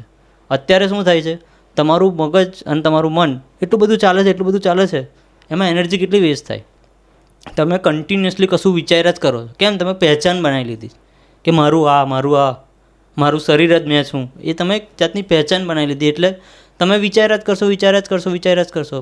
તમારું પદ, પ્રતિષ્ઠા ને બધું તમે જે છે તમારે એની રીતે પહેચાન બનાવી લીધી કે મારું ઘર છે, મારી કાર છે, મારું આ છે. એ જેટલી બધી વસ્તુ તમે ભેગી કરતા જશો એટલું તમારું મગજમાં એનો વિચાર આવ્યા કરશે. એટલે તમે એટલી એનર્જી, તમારી વિચારમાં બી એનર્જી લાગે, તમારા ન્યુરોન્સને બધું, માઇન્ડ, તમારું મગજ છે તે એનર્જી ખાય. હવે એ એનર્જી ખાય તો તમે પછી કહો કે હું થાકી ગયો ને એમ થયો. હવે જે તે યોગીની વાત કરી, હવે એ લોકોએ આવું ડિસ્ટન્સ બનાવી દીધું હોય. તમારે એમની બોડી, એમનું માઇન્ડ અને એ 3 ડિફરન્ટ હોય. એટલે અને એ લોકો એફિશિયન્ટલી યુઝ કરી શકે. તારો હાથ છે, તારું ગમે તો યુઝ કરી શકે. તો કમ્પલસિવ તમાચા મારતા હાથ કરતાં તું યુઝ કરે તો બેટર કહેવાય ને. જ્યારે યુઝ ના કરવું હોય તો પડ્યો રહે, જ્યારે યુઝ કરવું હોય તો કામમાં લે. બટ આ વસ્તુ કોઈ એક્સપ્લોર જ નથી કરતું. એક્સપ્લોર કરતાં પહેલાં તો ઓનેસ્ટીની વાત છે ને, પહેલાં તો એક્સેપ્ટ કરવું પડે કે આપણે લોકો ગુલામ છે, બંધાયેલા છે અહીંયા. એ એક્સેપ્ટ જ નહીં કરવું. આપણે તો આ પ્રશ્નો જ નહીં ઉઠતા અહીંયા તો કે ફ્રી વિલ છે, આપણે સિમ્યુલેશનમાં છે. આ વસ્તુઓ ખરેખર આપણા કલ્ચરમાંથી આવેલી છે આ બધી. એક બુક છે વેકિંગ ડ્રીમિંગ એ કરીને, ઇવન થોમ્સન કરીને, ન્યુરો સાયન્ટિસ્ટ જ છે. એ આખી કોન્શિયસનેસ પર જ છે. એમાં બધા વ્યૂ પોઈન્ટ બતાવેલા છે, ફિલોસોફિકલ, સાયકોલોજીકલ, ન્યુરો સાયન્સના બધા જ. તો એમાં શરૂઆતના ચેપ્ટરમાં જ લખેલું છે કે કોન્શિયસનેસની પહેલી થિયરી કે કોન્શિયસનેસ વર્ડ કોઈએ રિવીલ કર્યો હોય ને તો એ ઇન્ડિયાથી આવેલો. આજથી 5000 વર્ષ પહેલાં કપિલ ઋષિએ, જે સાંખ્ય યોગ હતો આપણો, સાંખ્ય થોટ ઓફ સ્કૂલ, એના ફિલોસોફર એણે એસ્ટાબ્લિશ કરેલી. એણે સમજાવેલું કોન્શિયસનેસ શું છે. એ બધી વસ્તુ આપણે અહીંથી જ આવેલી. એટલે આપણે ઇન્ડિયાનું કલ્ચર તો આ જ બધી વસ્તુ ઉપર હતું કે મટીરિયાલિસ્ટિક ટેન્ડન્સી નહોતી. આપણે એ લોકો ટ્રુથ સીકર હતા, એમ કે રિયાલિટી શું છે ભાઈ, રિયાલિટી શું છે એનું આખી થોટ ઓફ સ્કૂલો બધી આપણી જોઈ લે કોઈ બી તો એની ઉપર જ છે. વેદોનું બી છેલ્લે અલ્ટિમેટમ એ જ છે કે રિયાલિટી તમારે શોધવાની છે શું છે. એની માટે આપણી 6 અલગ અલગ થોટ સ્કૂલ છે. તે આ બીજી છે હિન્દુઇઝમમાં નહીં ગણાતી, બુદ્ધિઝમ, જૈનિઝમ છે, એ બી છેલ્લે વાત તો આ જ કરે છે. એટલે ઇન્ડિયાની જેટલી બી ફિલોસોફિકલ સ્કૂલો છે એ બધી આ જ વાત કરે છે. પણ અત્યારે કેવું થયું છે કે મટીરિયલિક ટેન્ડન્સી આપણી વધી ગઈ છે, આપણે વેસ્ટને ફોલો કરતા જઈએ છીએ. ને હવે ત્યાંના લોકો પણ એક વસ્તુ કોન્ટ્રાડિક્શન એ બી છે કે યુટ્યુબ પર તું જુએ ને તો એ લોકો આ બધી ડિસ્કશન વધારે કરે છે આપણા લોકો કરતાં. સિમ્યુલેશનની, એઆઈની, મશીન લર્નિંગની, હ્યુમન બિહેવિયરની, કે એનું બધું રૂટ અહીંયાથી જ બધું હતું ને આપણે બધી વસ્તુ ભૂલતા ગયા ને એ લોકો હવે આ બધી વસ્તુઓનું વાતો કરવા માંડ્યા ને આપણે લોકો આ બધી વસ્તુમાં હવે મટીરિયલ ટેન્ડન્સી વધતી ગઈ છે. તો આપણે તો કોઈ દિવસ આપણે પહોંચી નહીં શકવાના જે આપણો ગોલ છે રિયાલિટીનો, કે હું છે ઓન્ટોલોજી, આ છે હું બધી વસ્તુ, બરાબર. જે આપણી ક્વેશ્ચનરી ક્યુરિયોસિટી, આપણું તો કલ્ચર જ એની પર હતું, ક્વેશ્ચન ઉપર, કે જેટલા તમે ક્વેશ્ચન કરો તમે એટલા આગળ વધી શકો. તો એ બધું જ હવે ધીમે ધીમે સાફ થતું જાય છે. આપણે જોઈએ જ છે આજુબાજુ કેવું બધું છે આપણું એટમોસ્ફિયર, કે પંચાયત ના ને તે ને આવું બધું જ થાય છે. એટલે હવે પહેલાં તો વસ્તુ એક્સેપ્ટ કરવી પડે કે આપણે લોકો ફસાયેલા છીએ અહીંયા. એ એક્સેપ્ટ નહીં કરવું. બધા પાગલ છે પણ એ સોસાયટીમાં એક્સેપ્ટેડ છે, કારણ કે બધા જ, મેં કીધું એ પ્રમાણે, બધા જ લંગડી કરતા હોય અને તું 2 પગે ચાલતો હોય તો લોકો તને એવું કહેશે કે તું પાગલ છે. એટલે બધા જ મેન્ટલી રીતે બધા એક લેવલ સુધી પાગલ છે, પણ એ સોશિયલ રીતે એક્સેપ્ટેડ છે. એનાથી લેવલ ક્રોસ કરો તો તમે પાગલખાનામાં આવો. બટ એકચ્યુઅલી તો બધા પાગલ જ છે, પણ એક્સેપ્ટ કોઈને નહીં કરવું કે ભાઈ અમે બી પાગલ જ છે. ખાલી એક્સેપ્ટ કે બધા જેવા છે એટલે એક્સેપ્ટ કરી લીધું કે એક્સ્ટ્રા ઓર્ડિનરી થવાની બી જરૂર નહીં. મારો પોઈન્ટ તો એ જ છે કે પહેલાં થોડીક પ્રમાણિકતા, આપણી ઓનેસ્ટી એટલું એક્સેપ્ટ કરવાની કે આપણે લોકો ફસાયેલા છે અહીંયા. એ પહેલું સ્ટેપ છે. આ સ્ટેપ પર ચડશો ને તો ઇઝીલી મને તો લાગે ત્યાં સુધી આપણે રિયાલિટી સુધી પહોંચીએ. પણ પહેલાં માનવું પડશે કે આપણે લોકો અહીંયા રાજા નહીં, કે આપણે કંઈ બહુ અચીવ નહીં કરી લીધું. એવી બધી વસ્તુ આપણે બધા ખુશ છે ના, આટલું બધું તું જોવે તો બહાર ખુશ હે ના છે આટલા બધા. મેં ફોર એક્ઝામ્પલ મેં વિચારતો હતો હમણાં જ એટલે આ જાન્યુઆરીમાં બધા લગ્ન પ્રસંગોમાં જતો હતો મેરેજોમાં, તો બધા નેચરલી બધા ખુશ હોય બરાબર. ને વિધિન પછી એવો બી ઇન્સિડન્ટ થતા હતા કે 10 દિવસમાં પછી બેસણાના બી અમુક સમાચાર આવે. તો એક સિગ્નલ આવે છે, ચાલો તમે માનતા હો કે નહીં માનતા હો ભગવાનમાં, પણ એક સિગ્નલ આવે છે કે બે વસ્તુ એક હાથે તમારે થાય છે, કે એક લગ્ન પ્રસંગ ને એક બેસણું બરાબર. બંને વસ્તુ તમારી સામે થઈ આ વસ્તુ, તો બી તમે ખુશ છો એમ, તમને કોઈ ફરક નહીં પડતો. અથવા તો ચાલ ખુશ નહીં તો કોઈ ફરક નહીં પડતો. આપણે મગજમાંથી બધી વસ્તુ જ નીકળી ગઈ છે, કોઈ જાણવાની ઈચ્છા જ નહીં થતી કે આપણે કેમ આવા છીએ એમ, કે આવા સમાચાર બી આવે છે, બેસણાના લગ્ન બી આવે છે, આ બધું છે હું એમ. ને પાછા સામાન્ય રીતે બધું એક્સેપ્ટ કરી લેવાનું કે આ તો સંસાર છે, ચાલ્યા કરે, ને એમની રીતે મોહ માયા છે, એ રીતે પોતે જ્ઞાન આપી દે એમ. વિચારવાનું તો આપણે લોકોએ બંધ જ કરી દીધું છે ને આવું કોઈ વિચારવાની આપણે આ બધી વાત કરીએ એટલે પછી આ બધા કે જે મેઇન કામ કરવાનું છે એ કરતા નહીં, ને આવું બધામાં કઈ રવાડે ચડી ગયા, આવા રવાડે પાછા રવાડે ચડી ગયા. સાયક્લિક ટાસ્ક કરો ને તમે, સાયક્લિક ટાસ્ક કરો. એ પાગલખાનામાં એવું જોઈએ ખબર તને, ખાલી ડોક્ટર જ તને પાગલ લાગે, બીજા બધા સારું લાગે, કારણ કે બીજા બધા પાગલ છે. ખાલી ડોક્ટર કોઈ આવીને કે ભાઈ સાયક્લિક ના કર, એ પાગલખાનામાં એવું જોઈએ બધા પાગલ હોય. દેટ મીન તમને ડોક્ટર જ તો એકલો પાગલ લાગે, બટ એકચ્યુઅલી પાગલખાનામાં બધા જ પાગલ હોય. આ બધામાં કેવું છે કે આ લોકો જોડે તું ડિસ્કશન કરવા બે તો 100% ચાન્સીસ છે કે તું એ લોકો જેવો જ બની જાય. અને આપણે તો આધ્યાત્મમાં બી બહુ સિમ્પ્લિફાઈ રીતે સમજાવેલું છે. હવે આપણે આ વેકિંગ ડ્રીમિંગ ને સ્લીપિંગ વાળું છે ઉદાહરણ, તો એમ કે તો બોડી તમે નહીં, કે આ વસ્તુ તમે નહીં, તો એનું એક સિમ્પલ એક્ઝામ્પલ ઉપનિષદમાં આપેલું જ છે કે ગોલ્ડ હોય તો ગોલ્ડની તમે ચેઇન બનાવો, કે પછી વીંટી બનાવો, કે મંગળસૂત્ર બનાવો, જે બનાવો પણ એનો એ અલગ અલગ ફોર્મ છે. એનો મેઇન એસેન્સ શું છે કે ગોલ્ડ જ છે. આપણે આપણી જાતને કદી જાણવાનો પ્રયત્ન જ નથી કર્યો. તમે મોબાઈલ જાણી લીધું, આ જાણી લીધું, આવું છે, પોતાની જાતને જાણવાનો કદી પ્રયત્ન જ નહીં કર્યો કે હું કોણ છું. એટલે એ ઓમમાં બી શું હતું કે ઓમમાં ખરેખર કઈ 4 સ્ટેટ નહીં, સ્ટેટ એક જ છે એમ. એ જે તુરિયા ખાલી આપણને સમજાવવા માટે કે હવે આપણે ઓમ બોલીએ ને એટલે એને સંસ્કૃતના ગ્રામર પ્રમાણે એ લોકોમાં કે ઓ ઉ ને મ એવી અલગ અલગ પડે બરાબર. એટલે આપણે આખું ઉચ્ચારણ કરીએ ને ઓ ઉ મ, એટલે ઓ છે એ વેકિંગ સ્ટેટને રિપ્રેઝેન્ટ કરે, ઉ છે એ ડ્રીમ સ્ટેટને, અને મ છે એ ડીપ સ્લીપને. ને આખું ઓમ પતી જાય ને પછી એક સાયલેન્સ રહે વિધિન ફ્રેક્શનમાં. એ સાયલેન્સ છે ને એ જ છે જે મેઇન વસ્તુ. એ છે કે આખો ઓમને જેણે એક્સપિરિયન્સ કર્યો એ કે તમારી આખી દુનિયા એક જ દિવસમાં ક્રિએશન થાય છે, એ જે બી થાય છે, પુરાણોમાં એ રીતે સમજાવેલું છે કે ઓમનું ઉચ્ચારણ ખરેખર એનો મતલબ આ છે એમ. ઓમની ઓરિજિનલ થિયરી માંડુક્ય ઉપનિષદમાંથી આવેલી છે, પણ અત્યારે યુટ્યુબ પર ઘણા બધા વાહિયાત પોતાની એમની રીતે આપ્યા કરે છે. એ તો તમારું જેટલું તમે જે ગેધર કર્યું હોય બરાબર, તે માંડુક્ય ઉપનિષદ વાંચો એટલે તું એ પ્રમાણે તને એક્સપ્લેનેશન ખબર પડી. મેં વાંચ્યો નહીં એટલે મને એ ખબર ના પડે. એટલે બધા પોતપોતાની રીતે પોતાને જેટલું નોલેજ હોય એ પ્રમાણે રિપ્રેઝેન્ટ કરે. એટલે આમાં પાછી બીજી એક વસ્તુ ધ્યાન રાખવાની છે કે આપણું હિન્દુઇઝમમાં સનાતન ધર્મમાં મેઇન 3 સ્ક્રિપ્ચર છે. પ્રસ્થાન રહી ગઈ કે 11 ઉપનિષદ, ભગવદ્ ગીતા અને બ્રહ્મસૂત્ર. એ 3માં જો વસ્તુનું ડિસ્કશન થઈ હોય ને પ્રૂફ હોય તો જ તમે એ વસ્તુનું બિલીવ કરી શકો અને માની શકો, ઓથોરિટી છે. બાકી તમે બહારનું તમારી રીતે તમે ઘડો છો એ વસ્તુ નહીં, એ તમે તમારી રીતનું જે બી છે એ બનાવી લીધું છે. એટલે આપણને કંઈ ખબર જ નહીં. અત્યારે આપણે એવું કહી નહીં શકીએ કે હું હિન્દુ છું, બસ આપણે ખાલી નામના હિન્દુ છે. કે તું કેમ હિન્દુ છે? કે મારા મમ્મી પપ્પા હિન્દુ છે એટલે હું બી હિન્દુ છું. કઈ રીતે હિન્દુ છે? હિન્દુ સનાતન કોઈ બી ધર્મમાં પોતાના એ લોકોના સ્ક્રિપ્ચર્સ હોય, એને વાંચેલા હોય, એને ખબર હોય, પછી એ કહી શકે કે હું મુસ્લિમ છું, ક્રિશ્ચન છું. તમે કઈ રીતના? તમે શું વાંચ્યું છે? તમને શું નોલેજ છે? આ સ્ક્રિપ્ચર શું છે ખબર છે તમને? કે ફંડામેન્ટલ રિયાલિટીની જે નેચર છે એની ઇન્ક્વાયરી કરે છે, કે જે અત્યારે સાયન્સ બી એ જ વસ્તુ કરે છે, કે એ જ કોન્શિયસનેસને એ લોકો બી હોદે છે. ને અહીંયા આ વસ્તુનું તમને એક્સપ્લેનેશન આપેલું છે, તો તમે સમજો છો હું સ્ક્રિપ્ચરોને.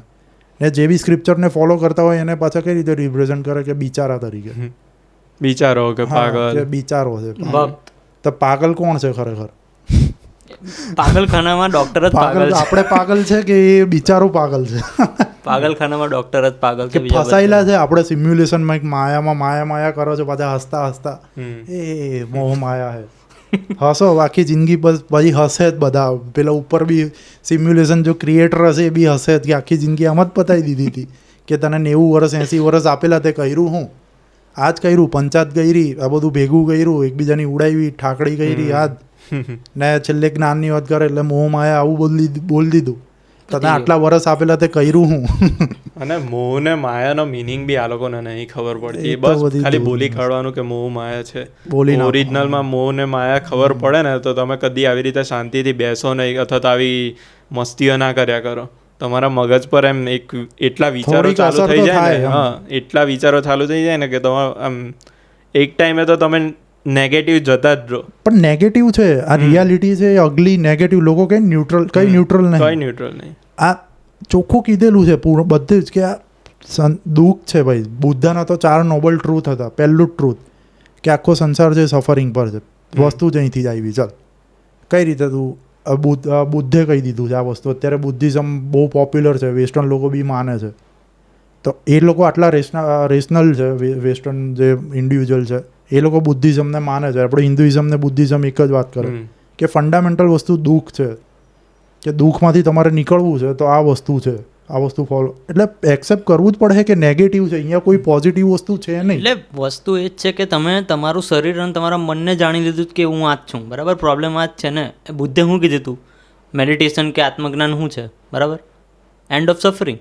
તમારું સફરિંગ બંધ થઈ જાય. સફરિંગ ક્યારે બંધ થાય? જ્યારે મેં કીધું એ પ્રમાણે તમારા 3 સ્ટેટ અલગ થઈ જાય અને તમને ખબર પડી જાય કે આ વસ્તુ હું નથી. તમારું સફરિંગ ને બધું શું છે? તમારું મેન્ટલ અને ફિઝિકલ. એનાથી અત્યારે કોઈ છરો આવીને કે ક્રાઇમ મેટ્રોલ સિવાય કંઈ બીજા છરા ગોસતા રહી તને કે તને કોઈ ચાબુકથી રોજ મારતું નહીં જેવી રીતે પહેલાં મારતા હતા. તારું અત્યારે મેઇન શું છે? Suffering mental. કોઈ આવીને તને કંઈ કહી ગયું, કોઈ તારે આમ કર્યું, તને આ સફરિંગ છે. એટલે સફરિંગ છે જ ને, એ એક્સેપ્ટ કરવું. મેં તો એમ કહું છું કે પહેલા એક્સેપ્ટ કરો કે આપણે લોકો ફસાયેલા. રહેવાની જરૂર નહીં. હું તું બધા લોકો બહુ પોઝિટિવ. તમારી જે પોઝિટિવ છે ફેક પોઝિટિવિટી છે, એકદમ સડક છાપ થર્ડ ક્લાસ. શું કહેવાય એની પર આમ બેકાર પોઝિટિવિટી તમે જે સ્પ્રીડ કરો છો, આ મોટિવેશનલ સ્પીકરો. એટલે આપણને ગુસ્સો આવે કે લોકો જાણતા નહીં ને એનો ફાયદો આ લોકો ઉઠાવે છે. એમ કે તમે લોકો તમારો સ્ક્રિપ્ચર્સ વાંચો, કેટલું ખતરનાક ફિલોસોફી છે આ. અને સ્ક્રિપ્ચર્સ, ચાલો તમને કે ભાઈ નહીં વાંચવા સ્ક્રિપ્ચર, તો તમે બધું જાણી લીધું. આ દુનિયામાં તમે બધું જાણી લીધું. એટલીસ્ટ તમને તો જાણવાનો થોડો ટાઈમ આપો. ડેલી અડધો કલાક તો કાઢો કે હું કોણ છું, બરાબર? એટલું જાણવાનું તો ટ્રાય કરો કે આ બોડી મેં આ ગેધર કરી છે, મેં આ બોડીને ભેગી કરી છે, આ મારું મગજ બી છે, તે બધાની ઇમ્પ્રેશન મારી 5 ઇન્દ્રિયોનું એ છે, તો હું કોણ છું? આ સવાલ તો તમારી અંદર આવે તો તમારી અંદર સિકિંગ આવે અને તમે પછી સ્ક્રિપ્ચર વાંચો કે તમારી અંદર એક ભાવના તો આવે શોધવાની કે હું કોણ છું. અને આમાં બી ઘણા લોકો નેચર કર્યા કરતા હોય છે, ખબર કે નેચર બહુ બ્યુટીફુલ છે, કે બધું બહુ મસ્ત ચાલે છે. હું બ્યુટીફુલ એકલું એક્સપ્લોઇટેશન છે નેચરમાં. મને લવ ને કમ્પેશન બતાવ. કશું જ ના મળે. સિંહ હરણને ખાય છે, હરણ એવું કોઈ બીજી વસ્તુને, સસલું આને ખાતું હોય. એક્સપ્લોઇટેશન આપણે બી નેચરમાં જ છે, આપણે બી વધુ એક્સપ્લોઇટ જ કરીએ. લવ ને કમ્પેશન ક્યાં છે? નથી. અને તમે ચેક કરજો, આપણે નીચે નાખી દેશું, નેચર ઇઝ મેન્ટલ કરીને ઇન્સ્ટાગ્રામ પર પેજ છે, એ ચેક કરજો, તમને રિયાલિટી ખબર પડી જશે.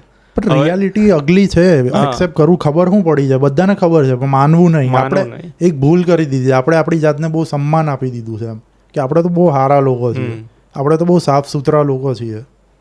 એટલે હવે પછી બીજું કે આ ક્લાઇમેટની બધી વસ્તુઓ થાય છે કે આબ ફાટે છે ને વરસાદ એટલો પડે છે, પછી ભેખડો પડે છે. તમે પહાડોમાં જાઓ કે નેચર લવ કર્યા કરે છે પબ્લિક. તો રિયાલિટીમાં જ્યારે એવી સિચ્યુએશનમાં તમે હોય ત્યારે પછી બોલજો ને નેચર લવ. એટલો બધો લવ છે, બરાબર, નેચરથી. તો જંગલમાંથી છોડીને કેમ અહીંયા તમે આવીને બધા કોન્ક્રીટનું બધું બનાવો છો? સેફ નહીં આપણે, એટલે એક્સેપ્ટ કરવું પડશે પહેલી વસ્તુ તો એ. તો બગાડો શું કરે? પહેલો વસ્તુ ઝાડ વાવો ના, ઝાડ કાપીએ આપણે. એટલે તમે કોન્ક્રીટમાં રહો કે નેચરમાં રહો, કોઈ બંને જગ્યાએ આપણે સેફ નહીં. એમ બંને મેઇન આમાં કેવું છે, એક વસ્તુ સારું દેખાડવાની તમે ટ્રાય કરો છો જે છે નહીં. તમે ખાલી બસ થોડા ટાઈમ માટે પ્લેઝરેબલ મોમેન્ટ મળી જશે, થોડોક ટાઈમ નેચરમાં જઈએ અને તમે એ વસ્તુને રિયાલિટી માની લીધી કે ભાઈ 15 દિવસે અહીંથી બહાર નીકળીએ જ નહીં છે ને ત્યાં મજા આવે છે.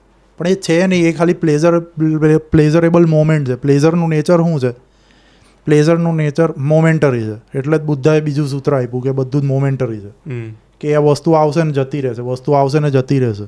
તો તમે એ વસ્તુમાં જો ફસાઈ ગયા તો વધારે ટ્રેપ થતા રહ્યો, તમને એવું એ વસ્તુ રિયલ લાગવા મળશે. એ રિયલ લાગવા માંડી તો પાછું સફરિંગ શરૂ, સાયકલ પાછી શરૂ. તો અહીંયા બધી વસ્તુ, એક વસ્તુ સારી એક વસ્તુ ખરાબ એવું નહીં, બધી વસ્તુ સમાન જ છે એમ, કે દુઃખમાં જ છે બધી વસ્તુઓ. તમે ખાલી ખોટું એવું બધું બતાવો નહીં. આ બધા બતાવતા હોય છે મોટિવેશનલ સ્પીકરોને બધું આમ ને તેમ જે બી. આનું એક એક્ઝામ્પલ આપું તને. પરમ દિવસે છે ને અમે બંને એક ડોક્યુમેન્ટરી જોતા હતા. તો એ ડોક્યુમેન્ટરીમાં એક છોકરો અને છોકરી હતા. તો એ લોકો બંને મળ્યા એ રીતે કે બંને છે ને જોબ છોડી અને પોતાની વસ્તુ ફોલો કરવાનું ચાલુ કરેલું. તો બંને છે ને એક ટ્રીપ પર નીકળ્યા, અમેરિકાથી લઈ પછી અમેરિકામાંથી કેનેડામાં ગયા, કેનેડામાંથી નીચે સાઉથ અમેરિકામાં ગયા, અલાસ્કા ગયા, અને અલાસ્કાથી સાઉથ અમેરિકામાં મેક્સિકો ને એ બધે ગયા. તો એ લોકોએ પોતાનું પેશન ફોલો કરવા માટે કે ભાઈ આ બધી કોર્પોરેટ જંગલમાંથી આપણને છુટકારો મળે અને નેચરમાં ફરીએ. હવે એ લોકોએ ટ્રીપ શરૂઆત કરી. તો અમેરિકામાંથી કેનેડામાં તો જતા રહ્યા, કેનેડામાંથી અલાસ્કામાં જતા રહ્યા, અને અલાસ્કામાંથી રિટર્ન અમેરિકામાં આવવાનું હતું, કેમ કે બાય રોડ જતા હતા એ લોકો. સાઉથ અમેરિકામાં જવા માટે અમેરિકામાંથી પસાર થવું પડે. એટલે અમેરિકામાં જેવું આવવાનું થયું ને એટલે વિઝાની પ્રોસેસ એવી એ લોકો હેરાન થયા ને કે ગુસ્સે થઈ ગયા. એટલે એ લોકોનું ફ્રસ્ટ્રેશન તને એ લેવલે દેખાઈ જાય ને એ ડોક્યુમેન્ટરીમાં, કે તને અંદાજો આવી જાય કે આ લોકો જે કોર્પોરેટ વર્લ્ડમાં બી જે રીતે ફ્રસ્ટ્રેટ થતા હતા, અહીંયા બી એ જ રીતે ફ્રસ્ટ્રેટ થાય છે. કે તમે નેચરમાં નીકળવા માગો છો પણ તમે એમાં બી પછી બધી વસ્તુઓમાં અટવાઈ ગયા અને ફ્રસ્ટ્રેટ થયા. આવી રીતે બીજી 2-4 વસ્તુઓ થઈ છે, મને એક્ઝેક્ટલી યાદ નહીં, પણ એ જ કે કોઈ ફરક નહીં પડતો કે તમે નેચરમાં જાઓ કે કોર્પોરેટ જંગલમાં રહો. હું બી ગયેલો છું માઉન્ટેન્સ ને બધા, બરાબર. તને એક દિવસ બહુ મસ્ત લાગશે. હું જેવો રિટર્ન થયો ને એવો એ જગ્યાએ બહુ જ બધો બરફ પડ્યો હતો કન્ટિન્યુઅસલી 3 દિવસ કન્ટિન્યુઅસ બરફ અને વીજળી નહીં. રહી શકે તું? ના રહેવાય. એ તો કહું છું મેં તને કે એ વસ્તુ -5 ડિગ્રી કન્ટિન્યુઅસલી, બરાબર. ત્યાંથી હાથ નહોતું હોય ત્યાં. એટલે તમે એક દિવસ ખાલી ફરવા જાઓ ને તો તમને સારું લાગે, પણ પછી તમને કમ્ફર્ટ તમને જોઈએ જ. તમે 1 વર્ષ ત્યાં રહી બતાવો તો તમારી ખરાકી આવો, તમે 1 વર્ષ કન્ટિન્યુઅસલી તમે ના રહી શકો, તમને તમારો કમ્ફર્ટ યાદ જ આવે. કારણ કે ત્યાં તમારું કોઈ વાઈફાઈ ના હોય, ના તમારું કશું મોબાઈલ હોય, ના નેટવર્ક હોય, અને તમારે ત્યાં ખેતી કરીને એ પ્રમાણે વેધરમાં તમારે જવાનું અને આટલી ઠંડી વેઠવાની. અમુક જગ્યા એવી છે કે 6-6 મહિના કે જેટલો શિયાળો ચાલે ને એટલું મેઇન લેન્ડથી કટ થઈ જાય જગ્યા. તમારે પાણીની પાઇપો હોય તો બધી જામી જાય. ઉત્તરાખંડમાં ને એમાં તો છે. હા, એટલે એવી બધી જગ્યા છે. તમને એ લાગે, પણ એવી જગ્યાએ તમારી હિંમત ના ચાલે. તમે 1-2 દિવસ જાઓ તો તમને સારું લાગે. આ દુનિયાનો બેસ્ટ વ્યૂ હોય, બરાબર, બેસ્ટ વ્યૂ હોય તમને લઈ જાઉં, તમે કહો છો 1 દિવસ બરાબર. તમે 10 વર્ષ ત્યાં રહો, 10 વર્ષ નહીં 6 મહિના, ચાલ, તું કંટાળી જશે. હા ભાઈ જોયેલું જ છે ને, બરાબર. આ તમે રહેતા હોય ને હું તમારા એઝ અ ફ્રેન્ડ તમારા ઘરે આવું ને તમને કહું કે વાહ યાર તારે તો જબરજસ્ત રહેવાનું છે, અહીંથી સી દેખાય, આમ જબરજસ્ત લોકેશન છે.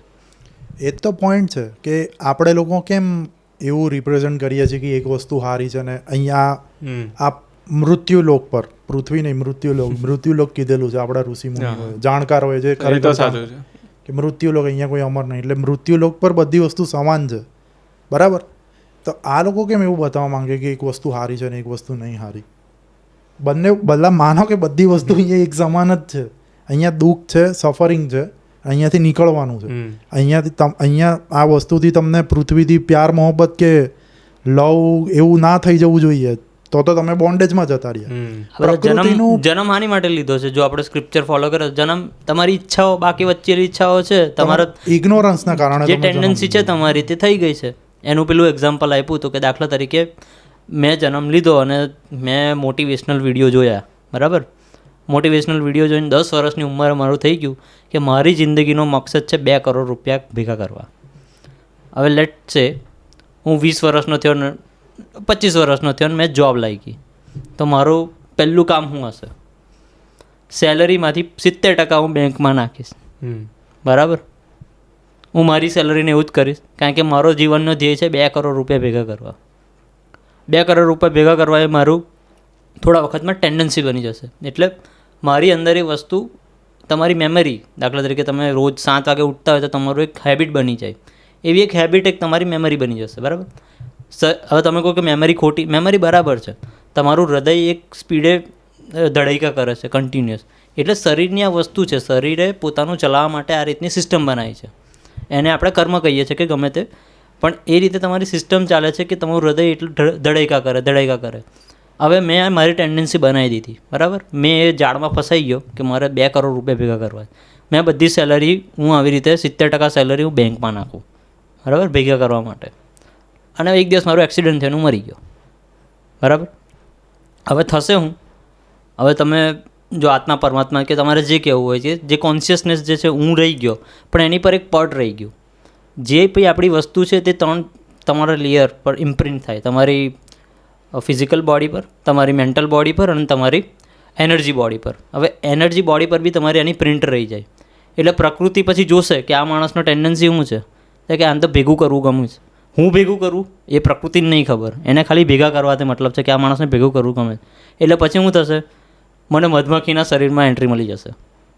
પછી શું થશે, હું મધમાખી બનીને આખી જિંદગી ફૂલનો રસ ભેગો કરીશ અને પછી આની જેવો કોઈ આવીને મધ પીશે, બરાબર. એટલે આજે જન્માંતરના તમે ચક્રમાં ફસો છો તેનું એક્સપ્લેનેશન આ ટાઈપ છે. એટલે તમે તમારી ઈચ્છાઓને તમારે એને લીધે તમે એને ફસાતા જાઓ છો. તમે એક કરોડિયો છો જે પોતાના જ જાળમાં ફસાઈ ગયો છે. એને પોતાની જાળમાં ના ફસાવો છે, એને બીજાને ફસાવો છે, પણ પોતે જાળ બનાવીને પોતે જ એમાં ફસાઈ ગયો છે. ને એમાં બીજું બી એક મેં એક્સપ્લેનેશન જોયેલું આ કૃષ્ણ ભગવાનનું, કે ખરેખર એ બતાવવા હું માંગે કે કૃષ્ણ ભગવાનનો જન્મ જે થયેલો એ કઈ રીતે થયેલો, જેલમાં થયેલો. તો એક મેટાફોર છે કે જે બી જીવ આ દુનિયામાં આવે છે ને એ જીવ જેલમાં પેદા થાય છે, બંધનોમાં ફસાયેલા છે. તો આ એક રિપ્રેઝન્ટેશન છે કે ભગવાને બી જીવના સ્વરૂપમાં આવ્યા તો એ જેલ બતાવી. તો એનું ડીપ મિનિંગ શું છે કે ફસાયેલા છે આપણે લોકો, આપણે બંધનોમાં છીએ, પણ આવું વસ્તુ કોઈ શીખવાડશે નહીં આપણને, કે કોઈ આવી રીતે જોવાનું એ નહીં શીખવાડે આ લોકો. બસ જેલમાં જન્મમાં જેલમાંથી નીકળી ગયા. અમને એમાં એક વસ્તુ છે, તમે જેવું શરીર ધારણ કરો, બોડી જેવી તમારી બોડી, એટલે બોન્ડેજમાં આવી ગયા તમે. બોન્ડેજમાં આવ્યા એટલે શું કે તમે લિબરેટ નહીં, બરાબર, તમે ફસાયેલા છો અહીંયા. એટલે એક્સેપ્ટન્સ પહેલું તો આ જ ઓનેસ્ટી, આ જ એક્સેપ્ટ કરો તો જ તમે નીકળી શકશો. હવે એક્સેપ્ટ જ નહીં કરવું તો પછી કંઈથી નીકળી શકવાના. એમાં સ્ક્રિપ્ચર જે છે ને તે એવી રીતે બનાવ્યા છે કે કોઈ નોન ફિઝિકલ વસ્તુ છે, બરાબર, જે વસ્તુ તારા લોજિકની બહાર છે, એને એક્સપ્લેન કરવાનો સૌથી સારો ઉપાય કયો? ગીત કાં તો સ્ટોરી ટેલિંગ. એટલે એ લોકો એની પર એક સ્ટોરી બનાવી છે. એટલે એ સ્ટોરી તને સ્ટોરી જેવું લાગે, પણ એ એણે કીધું એ પ્રમાણે દરેક વસ્તુનું રિપ્રેઝન્ટેશન છે, કંઈક ને કંઈક એનો મિનિંગ છે. જે તમે જેમ તમે એઝ અ સીકર કે તમે જાણતા જાઓ તેવું તમને નોર્મલ સ્ટોરી બી તમને ખબર પડે. દાખલા તરીકે એક સ્ટોરી હતી કે જશોદા માતા કૃષ્ણના મોઢામાં આખું બ્રહ્માંડ જોવે, બરાબર. એનો મતલબ શું છે કે આખું બ્રહ્માંડ કોન્શિયસ છે, આખું બ્રહ્માંડ કોન્શિયસ છે ને તમે એનો એક પાર્ટ છો. તમારું શરીર કન્ટિન્યુઅસલી બ્રહ્માંડ સાથે કનેક્શનમાં છે. તમે હવા અંદર બહાર લો છો, બરાબર. ઝાડ એ હવા લે છે અને તમે એ ઝાડની હવા અંદર લો છો. એટલે તમારું શરીર કન્ટિન્યુઅસલી બ્રહ્માંડ સાથે એક જાતના ટ્રાન્ઝેક્શનમાં છે, પણ તમને એની ખબર નહીં, કારણ કે તમારે લોનો ભરવાના ચક્કર છે ને ભાઈ. દૂધના ભાવ જાણવાના, શેર માર્કેટ ઉપર ચડ્યું નીચે ચડ્યું, તમે એમાંથી જ બિઝી નહીં આવો. પેલાએ શું કર્યું, ફલાણાએ ઢીકણું કર્યું, તમે એ બધી પંચાયતોમાંથી બહાર નહીં આવો, તમારા સાયકોલોજીકલ કેસ પાગલખાનામાંથી, ત્યાં સુધી તમને એ વસ્તુ ખબર નહીં પડે. તમે કોઈ જગ્યાએ શાંતિથી બેસો ને તમે જુઓ કે મારું અડધી શ્વાસ તો ઝાડ પર છે, તો ભાઈ ઝાડ કાપશે તું? તને ખબર પડશે કે અડધો ઓક્સિજન હું લઉં છું, જે ઓક્સિજન હું લઉં છું મારા ફેફસામાં તે ઝાડમાંથી આવે છે, અને ઝાડને બી તું કાર્બન ડાયોક્સાઇડ આપે છે. હવે આ ટ્રાન્ઝેક્શન થાય છે તો તું ઝાડને કાપી નાખશે? જેથી તારી ઇન્કમ આવતી હોય તો એ વસ્તુને કાપી નાખે? એ નહીં કરે. પણ તને ખબર જ નહીં, તો એટલો કોન્શિયસ જ નહીં, તો ખબર ના પડે. તું કંઈ કહેતો હતો? હા, તો હું બંધનની વાત કરતો હતો કે બંધનમાં બી હજી લોકોને સમજણ જ નહીં પડતી કે બંધન કઈ કઈ ટાઈપના હોઈ શકે છે. એક પેલી સ્ટોરી હતી આપણે કે રાજા હતો, તો એણે મોક્ષ એટલે એણે બધી વસ્તુ છોડી દીધેલી અને જંગલમાં રહેતો હતો. એને કોઈ જાતનો મોહ નહોતો, કશું બચ્યું જ નહોતું એના માટે. હવે જળભરતવાળી સ્ટોરી. તો એ રાજાનું નામ ભરત હતું. તો એણે એક હરણને આવતા જોયું. હરણ પ્રેગ્નેન્ટ હતું, તો એની પાછળ સિંહ પડેલો હતો. તો હરણ દોડતા આવ્યું અને સિંહથી બચવા માટે, નદી પાર કરવા માટે નદીમાં કૂદી પડ્યું, પણ એ પાર ના કરી શક્યું કેમ કે પ્રેગ્નેન્ટ હતું. તો હરણે તો દમ તોડી દીધો, પણ એનું બચ્ચું જન્મ્યું એટલે રાજાને દયા આવી કે આ બચ્ચાને બચાવો. તો બચાવ્યું તો ખરી એમણે, એમાં કોઈ પ્રોબ્લેમ નહોતો. બચાવીને એણે એમને પાળી લીધું અને પાડીને પછી એનું ભરણ પોષણ કરી અને પાછું રિટર્ન ના મોકલ્યું એને જંગલમાં, અને એમણે એમની સાથે જ રાખી લીધું. એટલે એમને એક બંધન થઈ ગયું એની સાથે, મોહ થઈ ગયો. મોહ થઈ ગયો. મોહ એટલે બંધન. હા. અને પછી એની ડેથ આવવાનો ટાઈમ આવ્યો ત્યારે કે હવે હું જતો રહીશ તો આનું ધ્યાન કોણ રાખશે. એટલે એની એક મોહના કારણે એ પાછો માયામાં આવી ગયો, અને માયામાં આવી ગયો એટલે ફરી જન્મ લેવાનો એ પાક્કું જ છે. તો ફરી જન્મ એનો હરણની રીતે થયો.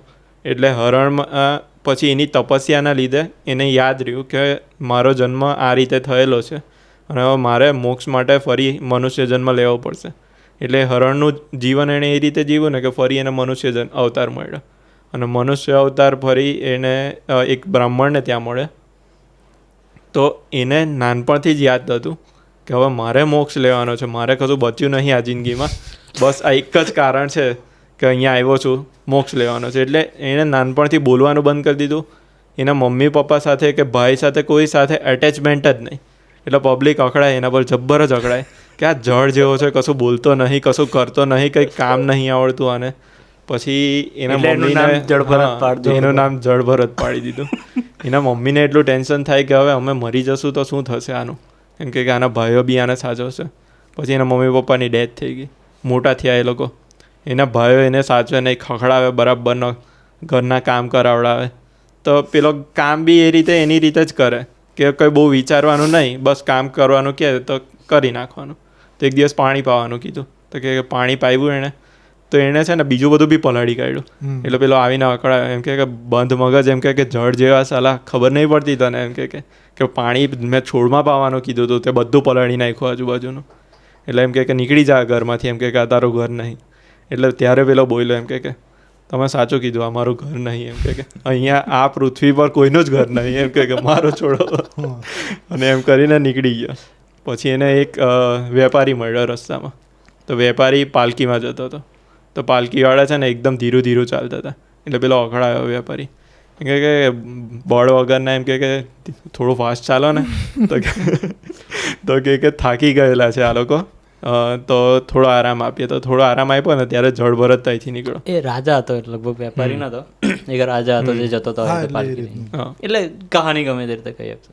એટલે એને જે બી કોઈ કહે એને કોઈ ફરક નહોતો, કોઈ ફરક નહોતો પડતો. એટલે જળભરત ત્યાંથી નીકળ્યો એટલે હટ્ટો કટ્ટો હતો. એટલે એમ કે આને જોડી લો, એમ કે આયરો આ થોડી સ્પીડ વધારે છે. તો એને જોડ્યો ને તો એને સ્પીડ ઉલટાની વધારે ઘટાડી, કેમ કે એરો નીચે જોતો હતો કે કીડીઓને નહીં મારવાની આપણે. એટલે પેલા એ જબ્બર જ ગાળો આપી, એમ કે બંધ મગજ, એમ કે તને ખબર નહીં પડતી આટલો ધીરો કેમ ચાલે છે, આટલું હટ્ટો કટ્ટો બોડી છે તારું, એમ કે ચાલ, એમ કે મેં તારો રાજા છું ને, એમ કે તું મારો નોકર છે. એટલે પેલાને કોઈ અસર જ નહીં. એટલે પેલો કે ઊભા રહો, બધા જ ઊભા રહો, એમ કે હવે એમ કે ખખડાવું મેં આને, એમ કે પછી જ આપણે આગળ વધશું. તો પેલા ખખડાવવાનું ચાલુ કર્યો, પેલાને કોઈ અસર જ નહીં. એમ કે પેલો કે મારીશ તને, તો કે કોઈ ફરક નહીં પડતો, માર. તો કે તું કોણ છે, એમ કે કેમ આવું કરે છે. તો કે રાજા, એમ કે તું કોણ છે, તે કઈ રીતે ડિસાઈડ કર્યું કે તું રાજા છે અને હું તારી નીચેનો માણસ છું, એમ કે. એટલે ત્યારે રાજાને રિયલાઇઝ થયું કે આ કોઈ નોર્મલ માણસ નહીં, એમ કે પછી કે તો તમે કહેવા શું માગો છો. પછી એણે આખું એક્સપ્લેનેશન આપ્યું કે આ રીતની સિસ્ટમ છે કે ભાઈ તમે ભલે તમારું બધું માનો છો, પણ રિયલમાં એવું કશું છે નહીં તમારું અહીંયા, કે ના તમારું ઘર છે, એ બધું મોહ જ છે, બોન્ડેજ છે, બોન્ડેજ જ છે. હાઇપોથેટિકલી જો આખા વિશ્વમાં તમારું શું છે, તમારું છે શું, કશું આ પ્લાસ્ટિક બી પૃથ્વીનું છે. તમે ખાલી એને બનાવ્યું, તમે ખાલી એને બનાવ્યું છે. તમારી બોડી સુદ્ધા તમે જમીનમાંથી ભાડે લીધેલી છે, એક દિવસ પાછી આપવાની. એટલે સિમ્યુલેશનની વાતો કરી આપણે અહીંયા પહોંચ્યા. એટલે આપણા સ્ક્રિપ્ચર થ્રુ જો સમજીએ ને તો બહુ ઇઝી એક્સપ્લેનેશન છે. સિમ્યુલેશન ક્યારે છે, જો પહેલાં મોહ આવે ને પછી માયા, આ ઇન્ડેક્સ છે. માયા નહીં આવે ડાયરેક્ટ, પહેલાં મોહ હોય ને પછી તો જ માયા આવે. જો મોહ એટલે બોન્ડેજ, જો બોન્ડેજ છે તમારે તો સિમ્યુલેશન છે, માયા એટલે સિમ્યુલેશન. બોન્ડેજ નહીં તો સિમ્યુલેશન નથી. ઇઝી છે. તો આજની વાત આપણે અહીંયા પૂરી કરીએ. બાકી આ તો બીજો કલાક હજુ ખેંચી નાખીશું મોબાઈલ. ડિસ્કશન ચાલ્યા જ કરું છું. જો તમને અમારો વિડીયો ગમ્યો હોય તો અમારી ચેનલને સબસ્ક્રાઈબ કરો અને તમારા કોઈ વિચાર હોય તો નીચે કમેન્ટ બોક્સમાં જરૂરથી જણાવશો.